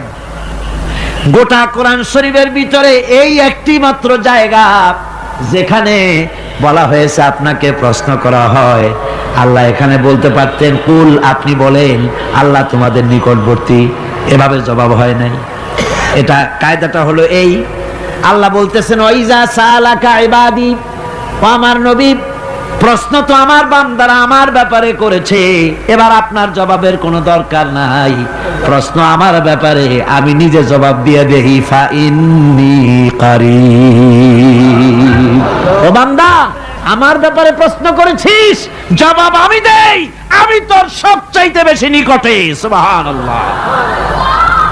কত নিকটে? ওয়ানাহানু আকরাবু ইলাইহি মিন হাবলিল ওয়ারিদ। তোর যে রগ, এই শাহরগের চাইতেও আমি তোর বেশি কাছে। সুবহানাল্লাহ। আমারে ডাক, আমারে ডাক, কলিজা দিয়া ডাক, অন্তর দিয়ে ডাক। মনের থেকে মানুষ যদি ডাকে, মুখের ডাক আর মনের ডাক এক জিনিস নয়। दिल से जो बात निकलती है असर रखती है पर नहीं मगर ताकते परवाज रखती है। दिल থেকে যে কথা বেরোয় তা প্রভাব বিস্তার করে, ডানা নাই কিন্তু ওড়ার ক্ষমতা রাখে। মনের কথাই ভিন্ন। মন থেকে, দিল থেকে, কলিজা থেকে, অন্তরের গভীর কন্দর থেকে মোহাব্বতের সাথে কেউ যদি একবার বলে আল্লাহ, বলেন আল্লাহ, আল্লাহ, আল্লাহ। আল্লাহ রাব্বুল আলামিন বলেন, অন্তরের অন্তঃস্থল থেকে একটি বার যদি বান্দা বলেন আল্লাহ, আল্লাহ বলেন 70 বার সাড়া দিয়া জিজ্ঞেস করি, বান্দা কি চাও, আমি তোমার কাছে আছি। সুবহানাল্লাহ। আমি তোর একদম কাছে, কি চাস বল, বল আমার কাছে। এমন দয়াবান, এমন মেহেরবান, এমন আল্লাহ আমাদের। সে আল্লাহ রাব্বুল আলামিন, তিনি বলছেন, وقال ربكم ادعوني استجب لكم। তোমাদের রব বলেছেন, আমারে ডাকো, আমি আল্লাহ ডাকের সাড়া দিয়া দেব। সুবহানাল্লাহ। কারে ডাকতে হবে? কারে ডাকতে হবে? এই বিশাল জনসমুদ্র একযোগে চিল্লা এখন কারে ডাকতে হবে? কোন পীর সাহেবকে নয়, আল্লাহর কসম কোন খাজা বাবাকে নয়, ডাকতে হবে কারে? চিল্লা এখন কারে? ওয়াকালা রাব্বুকুম উদউনি। তোমার রব তোমাকে বলতেছে, আমারে ডাকো, আস্তাজিব লাকুম, আমারে ডাকবে, আমি সাড়া দিয়ে দেব। সুবহানাল্লাহ। আল্লাহকে ডাকেন, কি চাই আপনার বলেন, কি চাই? আল্লাহর কাছে চান, আল্লাহ দিয়ে দিবে। দেওয়ার জায়গা আল্লাহর কাছে চাইবেন, আল্লাহ দিবেন। দেওয়ার জায়গা, চাওয়ার জায়গা হলো সেজদায় পড়ে যাবেন। আমার ভাইয়েরা, জায়গাটা চিনায় দিলাম। মাজারে যাওয়া লাগবে না, কবরে যাওয়া লাগবে না। 2 রাকাত নামাজ পড়ে সেজদায় পড়ে গিয়া যত বিপদ আছে, মুসিবত আছে, সেজদার মধ্যে চোখের পানি ছেড়ে দেন আর কেন্দে কেন্দে জীবনের কথা বলেন। আল্লাহ রাব্বুল আলামিন আপনার আওয়াজ শুনবেন আর দোয়া কবুল করে নেবেন। কাঁদতে হবে আল্লাহর কাছে। কার কাছে? আল্লাহর কাছে। সুম্মা ইস্তাগফিরুল্লাহ। আর এরপরে সে যদি আমি আল্লাহর কাছে ক্ষমা চাই, ইয়াজিদিল্লাহ গাফুরার রহিমা, সে আমি আল্লাহকে গফুর এবং রহিম হিসাবে পাবে। সুবহানাল্লাহ। আল্লাহকে গফুর এবং রহিম হিসাবে পাওয়া যাবে। সব আল্লাহকে বলতে হবে, গুনাহ মাফ চাইতে হবে। এই জন্য হুজুর সাল্লাল্লাহু আলাইহি ওয়াসাল্লাম দৈনিক 100 বার তওবা পড়তেন। কোন হাদিসে আছে 70 বার, কোন হাদিসে আছে 100 বার তওবা পড়তেন। নামাজের পরে তো প্রত্যেক নামাজই পড়তেন হুজুর, সালাম ফিরাতেন আর সাথে সাথে বলতেন আল্লাহু আকবার, আস্তাগফিরুল্লাহ, আস্তাগফিরুল্লাহ, আস্তাগফিরুল্লাহ। মনে থাকবে আপনাদের? মনে থাকবে? সালাম ফিরাইয়া কি বলবেন? না, সালাম ফিরাবার সাথে সাথে বলবেন আল্লাহু আকবার, তারপরে পড়বেন আস্তাগফিরুল্লাহ, আস্তাগফিরুল্লাহ, আস্তাগফিরুল্লাহ। তওবা পড়বেন, আল্লাহর কাছে সবসময় গুনাহ মাফ চাইতে থাকবেন, বিনীত থাকবেন। আল্লাহকে পাওয়া যাবে, তাকে রহিম হিসেবে পাওয়া যাবে। সুতরাং ঈমান বিল্লাহ, আল্লাহর প্রতি ঈমান আনলে পরে 4th নম্বরের যে উপকারটা হবে সেটা হলো হতাশায় ভুগবে না, নিরাশায় ভুগবে না, আশায় বুক বেঁধে উঠবে, ঈমান মজবুত হবে, আল্লাহর কাছে মানুষ বিনয়ী হয়ে যাবে। এবার 5ম নম্বরের উপকার, আমি বলছিলাম ঈমান বিল্লাহ, আল্লাহর প্রতি ঈমান আনলে পরে অসংখ্য উপকার হয়, অসংখ্য বৈশিষ্ট্য আছে। এর 6টা উপকারের কথা আমি বলবো। কয়টা? অসংখ্য উপকারের ভিতরে প্রধান 6টি উপকারের কথা বলবো। এর বললাম কয়টা? 4টে বলেছি। এবার বলো পঞ্চম উপকারের কথা। আল্লাহর প্রতি আপনি পূর্ব পশ্চিমে কতবার মুখ ঘোরালেন, এটাই কিন্তু আপনার আসল সৎ কাজ নয়। আসল সৎ কাজ হলো আল্লাহর প্রতি ঈমান আনা। এই ঈমানের ব্যাপারে 3টা দিন আমরা পার করে দিলাম, এখনো কথা শেষ হয় নাই। আল্লাহর প্রতি ঈমান আনলে পরে যে উপকারটা হবে 5ম নম্বরে, সেটা হলো কঠোর এবং কঠিন বিপদের ভিতরে বান্দার ভিতরে অবিচলতা এবং ধৈর্যের সৃষ্টি হয়ে যাবে। আলহামদুলিল্লাহ। কঠিন বিপদ মুসিবত আসলে পরে সে অবিচল থাকবে। সারা দুনিয়ার বিপদ আপদ, শত্রুতা, দুঃখ, কষ্ট, মুসিবত, জুলুম, নির্যাতন সবকিছু পাহাড়ের মতো উঁচু হয়ে তাকে ঘিরে ফেলবে, কিন্তু তাকে এক চুলও নাড়াতে পারবে না। আলহামদুলিল্লাহ। সারা পৃথিবী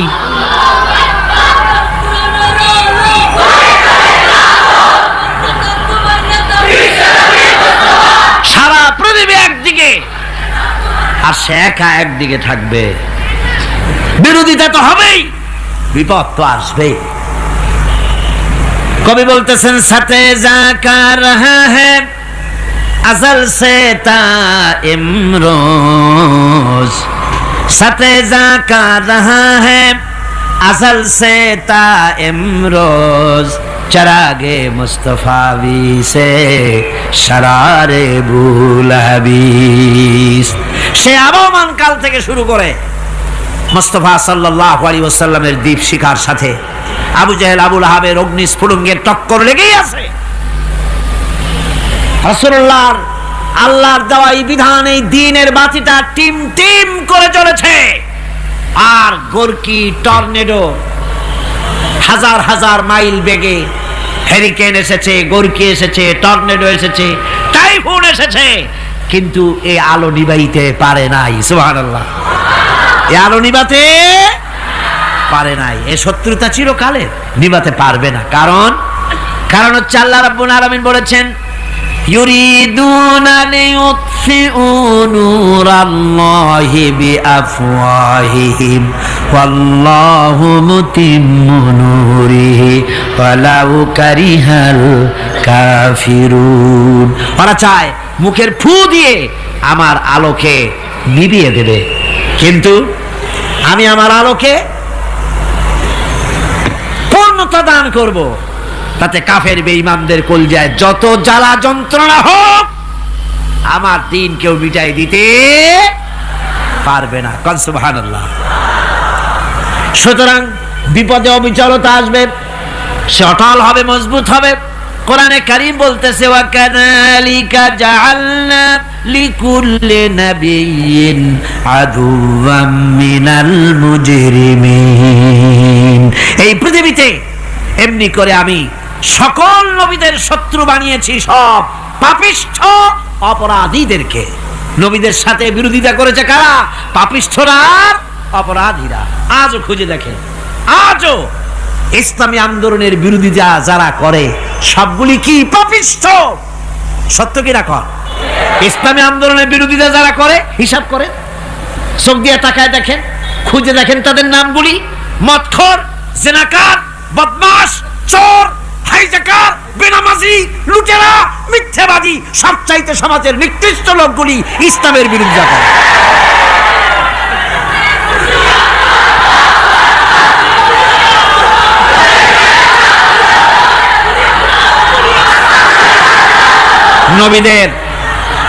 নবীদের শত্রু আল্লাহ বলেন সব যুগে নবীদের সাথে শত্রুতা করেছে পাপিষ্ঠরা। আল্লাহর কথা, কার কথা? সকল যুগে নবীদের সাথে শত্রুতা করেছে পাপিষ্ঠরা, নিকৃষ্ট ধরনের অপরাধীরা। সুতরাং নবী রাসূলদের অবস্থা যখন এই, তখন দ্বীনের দাওয়াত যারাই দেবে তাদের কিসমত এরকম হবেই। এই বাধার মোকাবেলা তাদেরও করতে হবে। ঈমান আনার জন্য আল্লাহর প্রতি মানুষ ঈমান আনলে পরে 2 নম্বরে যে উপকারটা হয় সেটা হলো মানুষের ভিতর থেকে অহংকার দূর হয়ে যায়, অহংকার থাকে না। যে ব্যক্তি ঈমান বিল্লাহ যার ভিতরে ঢুকে যায়, আল্লাহর ঈমান পরিপূর্ণরূপে এসে যদি যায়, তাহলে তার ভিতরে অহংকার থাকে না। কেন থাকে না? অহংকার থাকে না এই জন্য, যেহেতু মুমিন ব্যক্তি জানে আল্লাহ রাব্বুল আলামিন জানে, আল্লাহ রাব্বুল আলামিনের সামনে বান্দা জানে, কথা বুঝতে পারে, কোরআন পড়ে জানে যে আমি আল্লাহর সামনে সম্পূর্ণ অসহায়।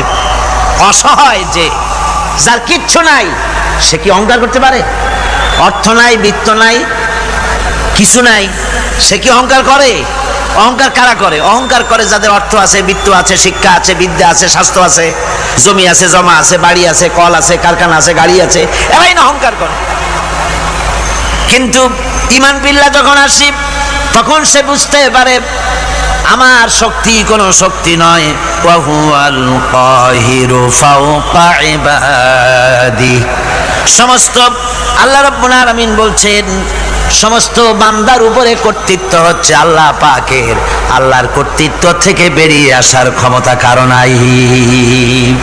সবচাইতে শ্রেষ্ঠ শক্তি কার? আল্লাহ পাক। ওই আল্লাহ রাব্বুল আলামিন বলেছেন, চ্যালেঞ্জ করেছেন, যদি সম্ভব করতে পারো, অহংকার করতেছো, বড়াই করতেছো, যদি সম্ভব করতে পারো আমার জমিন থেকে বেরিয়ে যাও। যদি সম্ভব করতে পারো, অহংকার তো খুব করো, বাস করো আমার জমিনের উপরে, খাও আমার ফসল, জীবন আমি দিলাম, চক্ষু আমি দিলাম, আমার চোখ দিয়ে দেখো, আমার দেওয়া কান দিয়ে শোনো, আমার দেওয়া বিবেক দিয়ে চিন্তা করো, সব তো আমি দিয়েছি, তারপরেও যদি অহংকার করো। ইয়া মাশারাল জিন্নি ওয়াল ইনসি ইন ইসতাতাতুম আন তানফুযু মিন আকতারিস সামাওয়াতি ওয়াল আরদ ফানফুযু লা তানফুযুনা ইল্লা বিসুলতান। হে পৃথিবীর মানুষেরা, হে পৃথিবীর জিনেরা, ইয়া মাশারাল জিন ওয়াল ইনস, হে পৃথিবীর মানুষ, মনুষ্য জাতি এবং জিন, যদি সম্ভব করতে পারো তাহলে আমার ইহাতা থেকে, আমার জমিন থেকে, আমার জমিনের উপর থেকে বেরিয়ে যাও। এমন দেশে যাও যেখানে আমার সূর্য নাই, যেখানে আমার চন্দ্র নাই, যেখানে আমার আলো নাই, যেখানে আমার বাতাস নাই, অক্সিজেন নাই, আমার পানি নাই, এমন কোন জায়গা যদি পাও বেরিয়ে চলে যাও। যাওয়া যাবে? আর যারা জবাব দিলেন না তারা পারবেন বুঝি? যাওয়া যাবে। আল্লাহ পাক বলছেন ফানফুযু লা তানফুযুনা ইল্লা বিসুলতান। আমার রাজত্ব থেকে, আমার ইহাতা থেকে, আমার পরিমণ্ডল থেকে, আমার কর্তৃত্ব থেকে বেরিয়ে যাওয়ার কোনো পথ নাই। কেউ বেরিয়ে যেতে পারবে না। আকাশ দিয়ে, জমিন দিয়ে পরিবেষ্টন করে রেখেছি, পালাবার উপায় নাই, ভাগবার জায়গা নাই। এই কথা মুমিন যখন পড়ে, আস্তে করে মাথা নিচু হয়ে আসে, আমি কত দুর্বল আমার মহান আল্লাহর সামনে। সুবহানাল্লাহ। এই জন্য আমি বলি, কিসের বড়াই করবেন? কিসের বড়াই? বিদ্যার বড়াই। কতটা বিদ্যা অর্জন করেছেন, কতটুকুন শিখেছেন? আপনার থেকে আরো অনেক শিক্ষাবিদ রয়েছেন, আবার তার থেকে আরো অনেক শিক্ষাবিদ রয়েছেন, কতটুকু শিখেছেন? এখনো ছাত্র, অনেক কিছু আছে যা আপনি আজও জানতে পারেন নাই। সারা জীবন আমরা তালিবে ইলম, সারা জীবন আমরা ছাত্র। মুহাদ্দিস হন, মুফাসসির হন, প্রফেসর হন, প্রিন্সিপাল হন, যেই হন না কেন, চিকিৎসাবিদ, চিকিৎসা বিজ্ঞানী, রাষ্ট্রবিজ্ঞানী, দার্শনিক, যেই হোক না কেন, সব ছাত্র। সব কি? ছাত্র। বহু কিছু এমন আছে যা আজও মানুষ উদ্ধার করতে পারে নাই, শিখতে পারেনি। সুতরাং শিক্ষার বড়াই করো না। এরপরে অর্থের বড়াই করবা? কয়টা টাকার মালিক হয়েছে তুমি? টাকার বড়াই করে মানুষ। জিজ্ঞাসা করা হয়, মিয়া সাহেব রোজা রাখেন না কেন? কয় রোজা রাখবো, চাউলের অভাব আছে নাকি? না দানের অভাব আছে, না টাকার অভাব আছে। নাউজুবিল্লাহ। কত টাকা হয়েছে? আল্লাহ রাব্বুল আলামিন যদি ইচ্ছা করেন এমন রোগ দিয়া দিতে পারেন, হার্টের ভিতরে ক্যান্সার দিয়ে দিতে পারেন, ব্রেনের ভিতরে টিউমার দিয়ে দিতে পারেন, রক্তের ভিতরে ক্যান্সার দিয়ে দিতে পারেন, হাড়ের ভিতরে ক্যান্সার ঢুকায় দিতে পারেন। এমন রোগ হয়ে যেতে পারে ডাক্তারের 14 গোষ্ঠী গুলে খেলেও রোগ ভালো হবে না। সারা জীবন যত টাকা কামাই করেছেন গোষ্ঠী বেচলেও ঔষধের পয়সা হবে না। পারবে কিনা আমার আল্লাহ? জোরে বলেন পারবেন কিনা? পারবেন, প্রচন্ড ক্ষমতা। কাজী বান্দা যখন এগুলি পড়ে মাথাটা নিচু হয়ে আসে যে ক্ষমতা তো তার, বড়াই করার কোনো উপায় নাই। আমরা কিতাবের মধ্যে পড়েছিলাম, সেই আল মুস্তাতরফ একটা কিতাব ছিল, আলেমে পড়ানো হতো। মৌলানা শামসুদ্দিন সাহেব পড়েছেন নিশ্চয়ই? জি, ওলামারা পড়েছে। সেই কিতাবে আলেম ক্লাসে পড়ানো হতো তখন আমাদেরকে একটা আরবি সাহিত্য। ওই আরবি সাহিত্যের ভিতরে পড়েছিলাম, সেখানে এক জমিদার বিবাহ করেছে, তারপরে তার নবপরিণীতা স্ত্রীকে নিয়ে খেতে বসেছে। এমন সময় এক ভিক্ষুক এসেছে। জমিদার রাগ হয়ে দরজার কাছে দিয়ে বেচারাকে ধমক দিয়ে বের করে দিয়েছে, ভিক্ষা নেওয়ার আর তুমি সময় পাও না, আমি বিয়ে করেছি, নতুন বউ নিয়ে খাইতে বসছি, বেরো এখান থেকে। গলায় ধাক্কা দিয়া ফালাইয়া তারপরে তাড়াই দিছে। বাস কয়েক বছর পর এই জমিদারের জমিদারি গেল, টাকা গেল, পয়সা গেল, সব শেষ। বউ পুষবে এমন পয়সাও নাই, বউ তার থেকে বিচ্ছিন্ন হয়ে গেল, বউকে তালাক দিয়ে দিল। দীর্ঘদিন পর এই স্ত্রী বিবাহের একটা প্রস্তাব এলো আর এক জমিদারের সাথে, আর এক এলাকার নতুন এক জমিদার হয়েছে, তার সঙ্গে বিবাহের প্রস্তাব এলো। এরপরে সেই বিয়ে হয়ে যাওয়ার পর নতুন জমিদারের সাথে এই স্ত্রী বসে খানা খেতে বসেছে প্রথম দিন। এমন সময় দরজার কাছে এক ভিখারি এসে হাজির। নতুন জমিদার বলছে, বউ আমরা তো খেতে পারবো, আমাদের খাবারের প্লেটটা আজকে প্রথম তোমাকে নিয়ে খেতে বসেছি, এই খাবারের প্লেটটা ধরেই তুমি ভিখারিকে দিয়ে আসো। বউ খাবারের প্লেটটা ভিখারির হাতে দিতে গিয়ে সেন্সলেস হয়ে পড়ে গিয়েছে, বেহুশ হয়ে পড়ে গিয়েছে। নতুন জমিদার অনেকক্ষণ অপেক্ষা করলো, বউ ফেরে না কেন, যায় দেখে বেহুশ, মুসাফির সেখানে দাঁড়ানো। কিছুক্ষণ পর বউয়ের হুশ হলো, জিজ্ঞেস করলো, হয়েছে কি, তুমি এরকম পড়ে গেল কেন? এই মুসাফিরকে দেখে বউ বলতেছে, আল্লাহর কসম, তুমি যখন আমাকে প্লেট ভরা খাবার দিয়ে পাঠাই দিলা ভিক্ষুককে দেওয়ার জন্যে, যারে ভিক্ষা দিতে গেলাম, আল্লাহর কসম করে বলি এ হচ্ছে আমার সেই প্রথম স্বামী। এবার ওই জমিদার বলতেছে, তুমি যেমন কসম করে বলতেছো এই হলো তোমার প্রথম স্বামী, আমিও আমার আল্লাহর নামে কসম করে বলি আমিও সেই ভিখারি যেদিন তোমরা খেতে বসেছিলে আর আমি ভিক্ষা নিতে গিয়েছিলাম, আমাকে দরজা থেকে তাড়ায় দিয়েছিলে। সুতরাং বড়াই করো না অর্থের, টাকার বড়াই করো না, অহংকার করো না। স্বাস্থ্যের বড়াই করো না, স্বাস্থ্য ভালো, অহংকার করো না। আল্লাহ যদি ইচ্ছে করেন এক রাত্রের মধ্যে মাত্র আধা ঘন্টা 15 মিনিটের ভিতরে কয়েকবার পাতলা দাস্ত দিয়া জনমের মতো শেষ করে দিতে পারেন, পারেন কিনা? সুতরাং মানুষ ঈমান বিল্লাহ, আল্লাহর প্রতি ঈমান মানুষকে এভাবে বিনয়ী করে দেয়। আলহামদুলিল্লাহ, অহংকার বলে কিচ্ছু থাকে না তার, সে আগে সালাম দেয়। ঈমান বিল্লাহ, যার মধ্যে ঈমান, আল্লাহর ঈমান ঢুকে যায়, তার আগে কেউ সালাম দিতে পারে না। রাসূলুল্লাহ বলেছেন, যে ব্যক্তি আগে সালাম দেয় সে অহংকার মুক্ত। জয় কর সুবহানাল্লাহ। এখন তো সালাম শুধু পেতে চায়। দারোগা চিন্তা করে পুলিশেরা আমারে সালাম দেবে, আমি ওরে সালাম দিতে যাবো কেন? ও প্রত্যেকদিন আমারে দেয় স্যালুট, আমি দেবো ওরে সালাম, একটা কথা।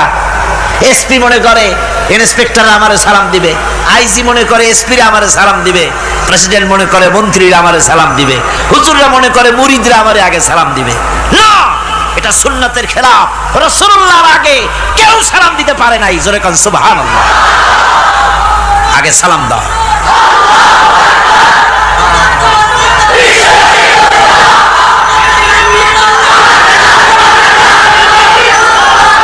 এই সালামের প্রচলন মুসলমানদের মধ্যে বেশি বেশি হওয়া উচিত।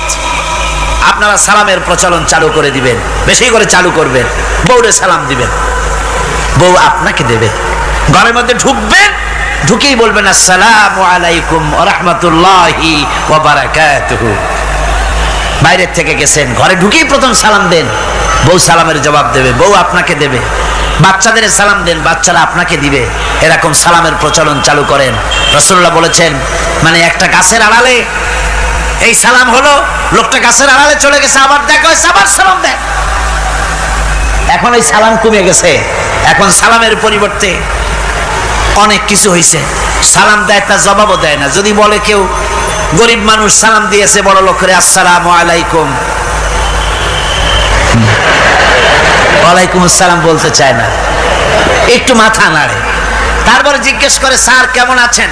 এই যাচ্ছে, কেটে যাচ্ছে। কি কেটে যাচ্ছে? তোমার কল্লা? আলহামদুলিল্লাহ বলতে পারো না? অধিকাংশ ক্ষেত্রে যদি জিজ্ঞেস করেন কেমন আছেন, এই যাচ্ছে, কেটে যাচ্ছে। আপনার যত অসুখ হোক আগে বলেন আলহামদুলিল্লাহ, তারপরে অসুখের কথা বলেন। আপনার যদি কোনো অসুবিধা থাকে আগে আলহামদুলিল্লাহ কন, তারপরে অসুখের কথা কন। হযরত সুফিয়ান সাউরি রাহমাতুল্লাহ আলাইহি আল্লাহর একজন জবরদস্ত ওলি ছিলেন। একবার তার সামনে এক মুরিদ এসেছে, মাথায় একটা বড় রুমাল খিসা বান্দা। জিজ্ঞেস করলেন, মিয়া তোমার এই মাথাটা এরকম বান্দা কেন? কয় যে হুজুর, মাথার যন্ত্রণায় অস্থির হয়ে গেছি, সেই জন্য মাথাটা বাঁধে রাখছি। এরকম ব্যথা কয়দিন হয়েছে? কয়দিন? আর সবসময় হয় না, বছরে 2-1 হইলেও পারে, না হইলেও পারে। বলে বছরে 2-1 মাথা ব্যথা হয়, সেই ব্যথাটা দড়ি দিয়া বান্ধে মানুষকে দেখাইলা যে আমার ব্যথা হয়েছে, অসুবিধাটা দেখালে। আর যতদিন ভালো ছিলে ওইটার প্রমাণ স্বরূপ মাথায় কি বান্ধে মানুষকে দেখাইছো। সুতরাং শুকরিয়া আদায় করো সব সময়। আলহামদুলিল্লাহ আলা কুল্লি হাল, সব অবস্থা আমি ভালো আছি, আমার থেকে আরো অনেক খারাপ আছে। সুতরাং সালামের প্রচলন তারাই করে বেশি যারা বিনয়ী হয়। অহংকার যাদের মধ্যে জায়গা পায় না। অহংকার পাবে কি করে? বান্দা কোরআন থেকে জেনেছে, ওয়াল্লাহুল গানিয়্যু ওয়া আনতুমুল ফুকারা।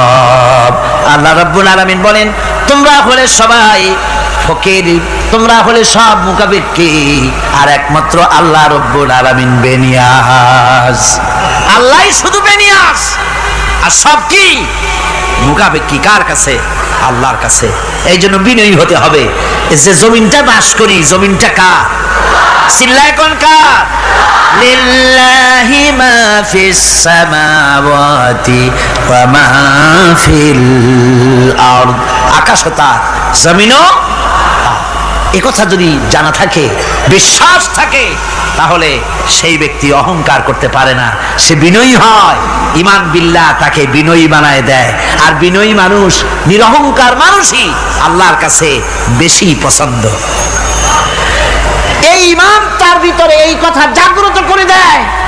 আমি যদি একটা গাড়ির মালিক হয়ে থাকি, আমি যদি একটা বাড়ির মালিক হয়ে থাকি, আমি যদি স্ত্রী পুত্র সন্তান পেয়ে থাকি, আমি যদি মন্ত্রী হয়ে থাকি, আমি যদি কিছু পেয়ে থাকি, আমার হাতের কামাই দ্বারা পাই নাই। আল্লাহ শিখাই দিচ্ছেন, ওয়ামা বিকুম বিনি'মাতিন ফামিনাল্লাহ। যত নেয়ামত তোমরা পেয়েছো সব আল্লাহ রাব্বুল আলামিন দিয়েছেন। জোরে বলেন সুবহানাল্লাহ। দাতাকে ভুলে যেও না, আল্লাহর কাছে বিনয়ী হও। সমস্ত নেয়ামত একমাত্র তিনি দিয়েছেন। ঈমান বিল্লাহর দ্বারা মানুষের এই গুণ সৃষ্টি হয়, এই উপকার হয় মানুষের, যে সে বিনয়ী হয়ে যায়। আল্লাহ পাক কোরআনে কারীমের মধ্যে আরো বলেন, ওয়ালা তামশি ফিল আরদি মারহান ইন্নাকা লান তাখরিকাল আরদা ওয়া লান তাবলুগাল জিবালা তুলা ওয়ালা তামশি ফিল আরদি মারহা, আমার এই জমিনের উপরে অহংকার করে হেঁটো না। আল্লাহ পাক নিষেধ করেছে, জমিনের উপরে অহংকার করে হেঁটো না। এই জমিনের উপরে অহংকার করে হাঁটতে গিয়া তুমি পদাঘাত করে আমার জমিনটারে ফাটাই দিতে পারবে না, আবার অহংকার করে লাভ দিয়া আমার পাহাড়টার উচ্চতাও ছাড়াই যেতে পারবে না। যখন তুমি পাহাড়ের উচ্চতা ছাড়াতে পারবে না, যখন জমিনটারে লাথি মেরে ফাটাই দিতে পারবে না, তখন আবার অহংকারটা কিসের? কিসের অহংকার? নিজের দিকে তাকাও, তোমারে আমি বানাইছি কি দিয়া? তোমার পেটের মধ্যে কি, তোমার শরীরের মধ্যে কি? মলমূত্র দিয়ে পেটটা ভরা, আর দুনিয়ায় এসেছো এক ফোঁটা নাপাক পানি দিয়ে। যে নাপাক পানি ফোঁটা শরীর থেকে বেরিয়ে গেলে পরে গোসল ওয়াজিব হয়ে যায়, ফরজ হয়ে যায়, এমন একটা নাপাক পানি যার জন্মের উৎস, তার তো অহংকার করার শোভা পায় না। অহংকার করবেন কেবলমাত্র কে? চিল্লায় বলেন কে? হাদিসে কুদসির ভিতরে এসেছে, আল্লাহ পাক বলেছেন অহংকার হচ্ছে আমার ইজার, অহংকার হচ্ছে আমার চাদর। যে ব্যক্তি অহংকার করে সেজন্য আমি আল্লাহর চাদর নিয়ে টানাটানি করে। জোরে কর নাউজুবিল্লাহ, চিল্লায় কর নাউজুবিল্লাহ।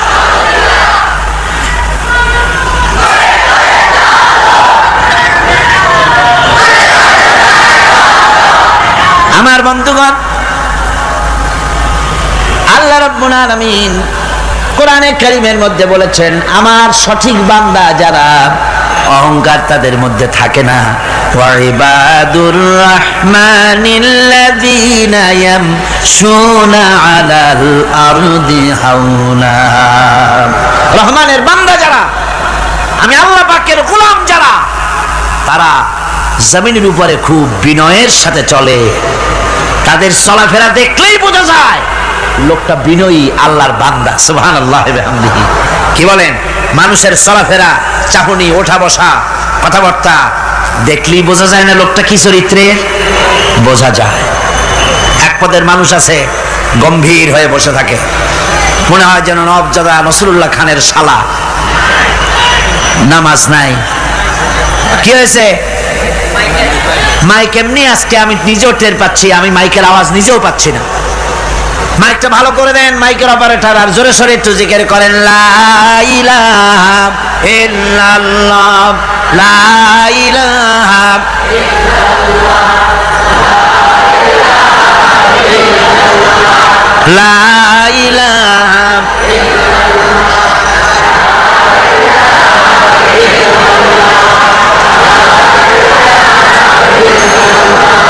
বসেন, বসুন। লা ইলাহা ইল্লাল্লাহ, লা ইলাহা, লা ইলাহা,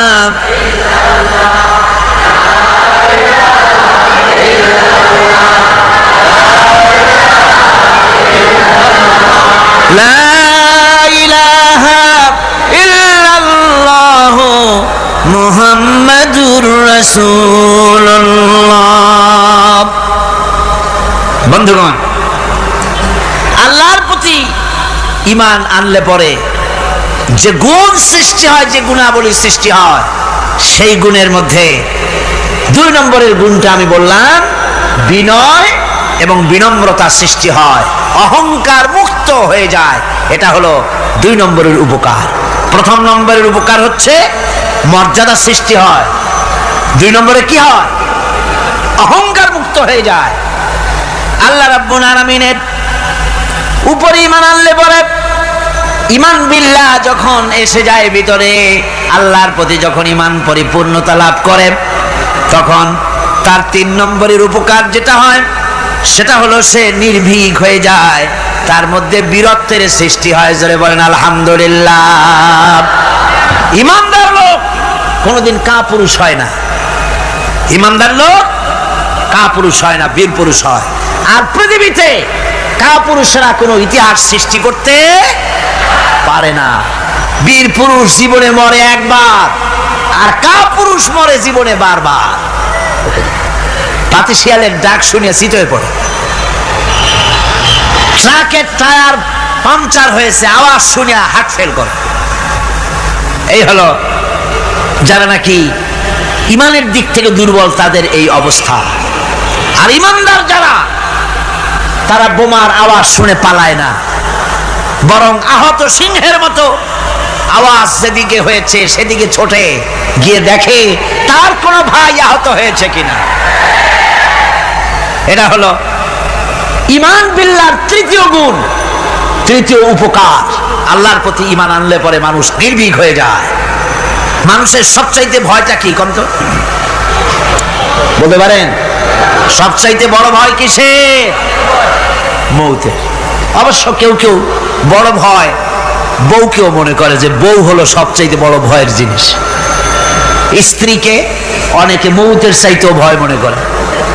একবার নাকি একজন দেশের বাদশা, তিনি বলছিলেন মন্ত্রীকে যে আমার দেশের লোকেরা সবচাইতে কারে বেশি ভয় করে?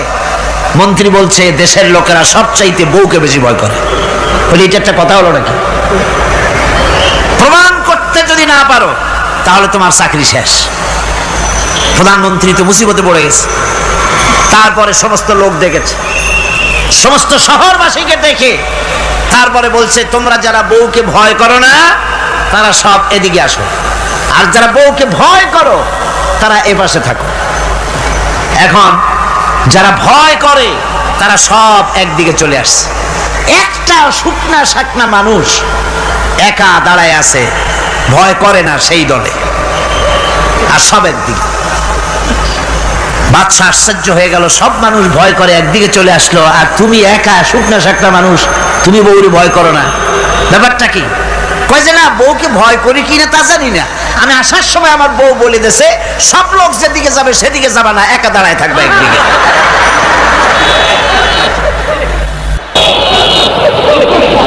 মানুষেরা ভয় করার ব্যাপারে ভয়ের নানান রকমের দিক আছে, কিন্তু প্রকৃতপক্ষে এটা একটা উপমা দিলাম আমি মাত্র। প্রকৃতপক্ষে মানুষের কাছে সবচাইতে বড় ভয় হলো মৃত্যুর ভয়। সবচাইতে ভয় কিসের ভয়? মানুষের ভিতরে যখন ঈমান বিল্লাহ এসে যায়, আল্লাহর প্রতি যখন সে পরিপূর্ণরূপে ঈমান যখন আনে, তখন তার ভিতরে এই চিন্তা আসে মৃত্যু তো আমার হবে, মৃত্যু থেকে পালাবার উপায় নাই। পালাবার উপায় যদি থাকতো তাহলে না হয় অবশ্যই ভয় পেতাম না, কিন্তু মৃত্যু থেকে তো পালাতে পারবো না, তখন কাপুরুষ হবো কেন? তখন তো বীর পুরুষের মতো জীবন দিতে হবে। কিসের মতো দিতে হবে জীবন? আল্লাহ রাব্বুল আলামিন কোরআনে কারীমের মধ্যে বলে রেখেছেন, ঈমানদার লোক আল্লাহরে যে বিশ্বাস করে তার বড় উপকার হলো মওতকে পরোয়া করে না। মওতকে পরোয়া করে না বলে তার পক্ষে সমস্ত কাজ সহজ হয়ে যায়। কোরআন বলতেছে, কুল ইন্নাল মাউতাল্লাযী তাফিরুনা মিনহু ফাইন্নাহু মুলাকীকুম। মরণ থেকে পালাও তুমি, মরণ তোমায় লইবে ঘিরি। মরণ থেকে পালাও তুমি, মরণ তোমায় লইবে ঘিরি। যদিও সুদূর আকাশ পানে লুকাও সেথায় লাগিয়ে ছিড়ি। হে মহারোগের চিকিৎসক নাই, নাই সে ঔষধ জগতে। খুঁজিয়া কাতর হইলে কি হবে, পারিবে না তারে ফিরাতে। এ মৃত্যু আসবেই, মৃত্যুর হাত থেকে বাঁচবার কোন উপায় যখন নাই, তখন সেই মওত কাপুরুষের মওত কেন হবে? ঈমান এই উপকার করে মানুষকে, বুকটারে বড় বানায় দেয়। মানুষ শুকনা হতে পারে কিন্তু কলিজাটা বিরাট হয়, তার কলিজাটা বড় হয়ে যায়, আল্লাহর ভয় তার মধ্যে আসে।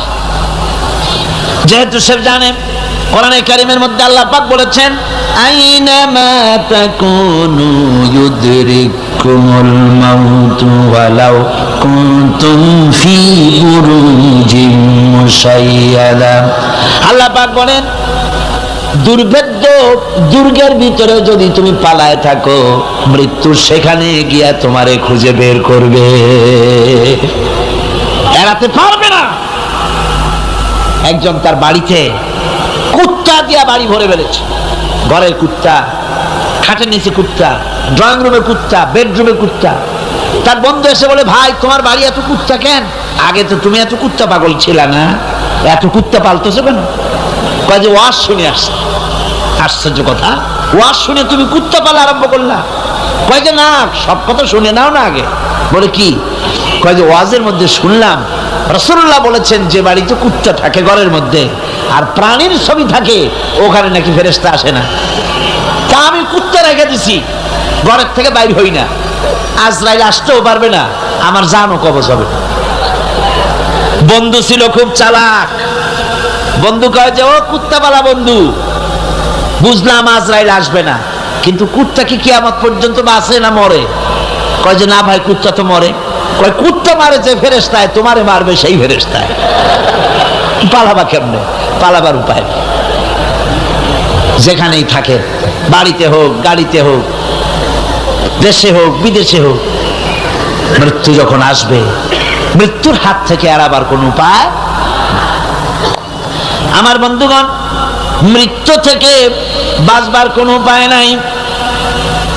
এজন্য এই ক্ষণস্থায়ী জীবনের সুখময়, অনন্তকাল সুখময় জীবনকে মানুষেরা, ইমানদার লোকেরা জলাঞ্জলি দিয়ে চির সুখময় আল্লাহর জান্নাতে যাওয়ার জন্য জীবন দিতে মোটেও তাদের বাধে না। জীবন দিতে হবে আল্লাহর রাস্তায়। যখন মরবই, বাসা যখন যাবে না, বাসা কি যাবে? চিল্লায় কোন যাবে? রাসূলুল্লাহ যখন বাঁচেন নাই, কত বড় কথা! আল্লাহ রাসূল যখন বাঁচেন নাই, তো পৃথিবীতে কে বাঁচবে? রাসূলের যখন ইন্তেকাল হয়েছে, সবাইকে মরতে হবে, কোনো সন্দেহ নাই। সন্দেহ আছে? মরা লাগবে। সেই মওতটা ঈমান বিল্লাহ, আল্লাহর প্রতি ঈমান আনলে পরে ওই মওতের ভয় আর থাকে না। মনটা তখন নির্ভীক হয়ে যায়, সে বীর হয়ে যায়। তখন তার মন বলে, মরা যখন লাগবে, জীবনটা যিনি দিয়েছেন তার জন্য দিয়ে দেই না কেন? জীবন যিনি দিয়েছেন তার জন্য দিয়ে দেই। বদরের যুদ্ধ, রাসূল করিম সাল্লাল্লাহু আলাইহি ওয়াসাল্লাম লোক তৈরি করতেছেন, সৈন্য রিক্রুট করতেছেন। বদরের যুদ্ধ, আমার ভাইরা, চারটিখানি কথা নয়। বদরীদেরকে আল্লাহ মাফ করে দিয়েছেন। যেরকম সুবহানাল্লাহ।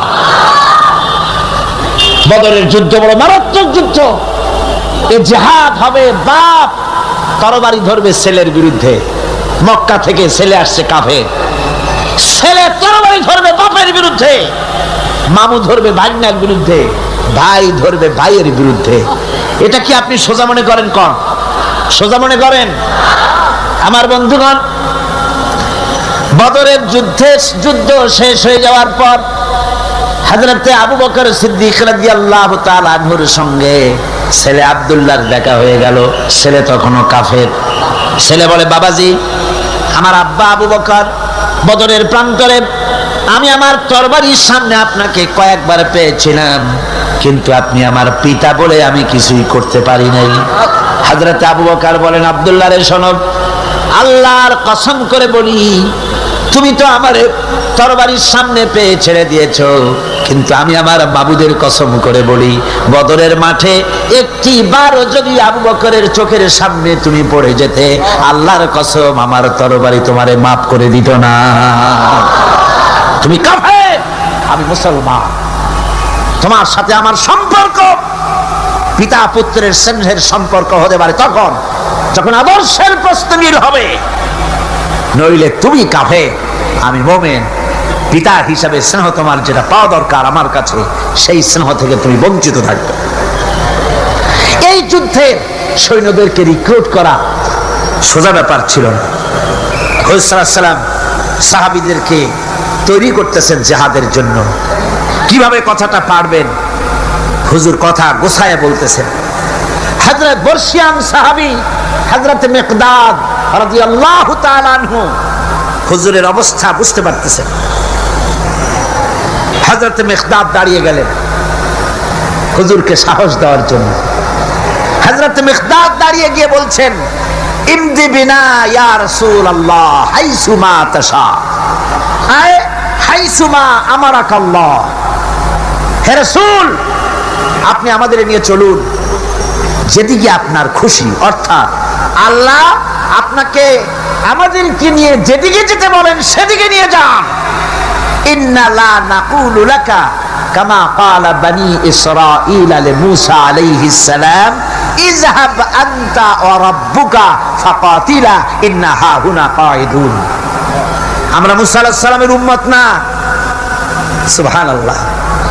হুজুর কি খুশি হচ্ছেন এই বক্তৃতা শুনে, মিকদাদের বক্তৃতা শুনে হুজুর কি খুশি হচ্ছেন। হযরত মিকদাদ বলছেন, হুজুর আমরা মূসা আলাইহিস সালামের উম্মত না। মূসা আলাইহিস সালামের উম্মতেরা বলেছিলেন, হে মূসা তুমি আর আল্লাহ আর জিবরাইল এই তিনজনই গিয়ে ফেরাউনের মোকাবেলা করো, আমরা পারবো না। আমরা এই কথা বলবো না। বল ইযহাব আনতা ওয়া রাব্বুকা ফাকাতিলা ইন্না মাকুমা মুকাতিলুন।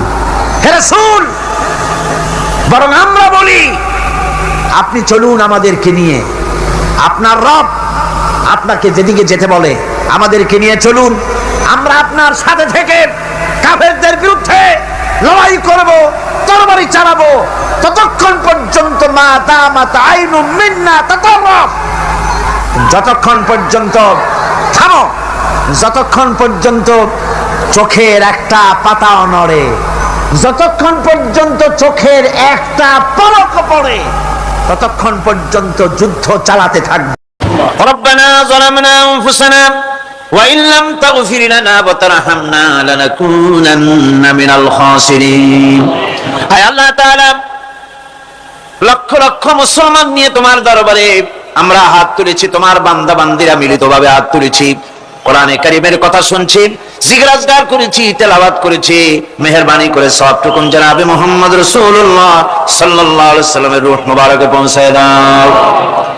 রব্বুল আলামিন, আমাদের মধ্য থেকে মা বাপ যাদের দুনিয়া থেকে বিদায় হয়ে গেল, মা বাপের কবরগুলিকে জান্নাতের টুকরায় পরিণত করে দাও। রব্বির হামহুমা কামা রব্বায়ানি সাগীরা। পড়েন সবাই, রব্বির হামহুমা কামা রব্বায়ানি সাগীরা। আয় আল্লাহ তাআলা, আমাদের আত্মীয়-স্বজন, আমাদের পীর মুর্শিদ, আমাদের উস্তাদ, আমাদের বন্ধু বান্ধব, ভাই বোন যারা আমাদের ছেড়ে চলে গেছেন, আল্লাহ তুমি তাদের উপরে রহমত নাজিল করো। ربنا تقبل منا إنك أنت السميع العليم وتب علينا إنك أنت التواب الرحيم سبحان ربك رب العزة عما يصفون وسلام على المرسلين الحمد لله رب العالمين واجعل آخر كلمة عند الموت لا إله إلا الله محمد رسول الله. السلام عليكم ورحمة الله.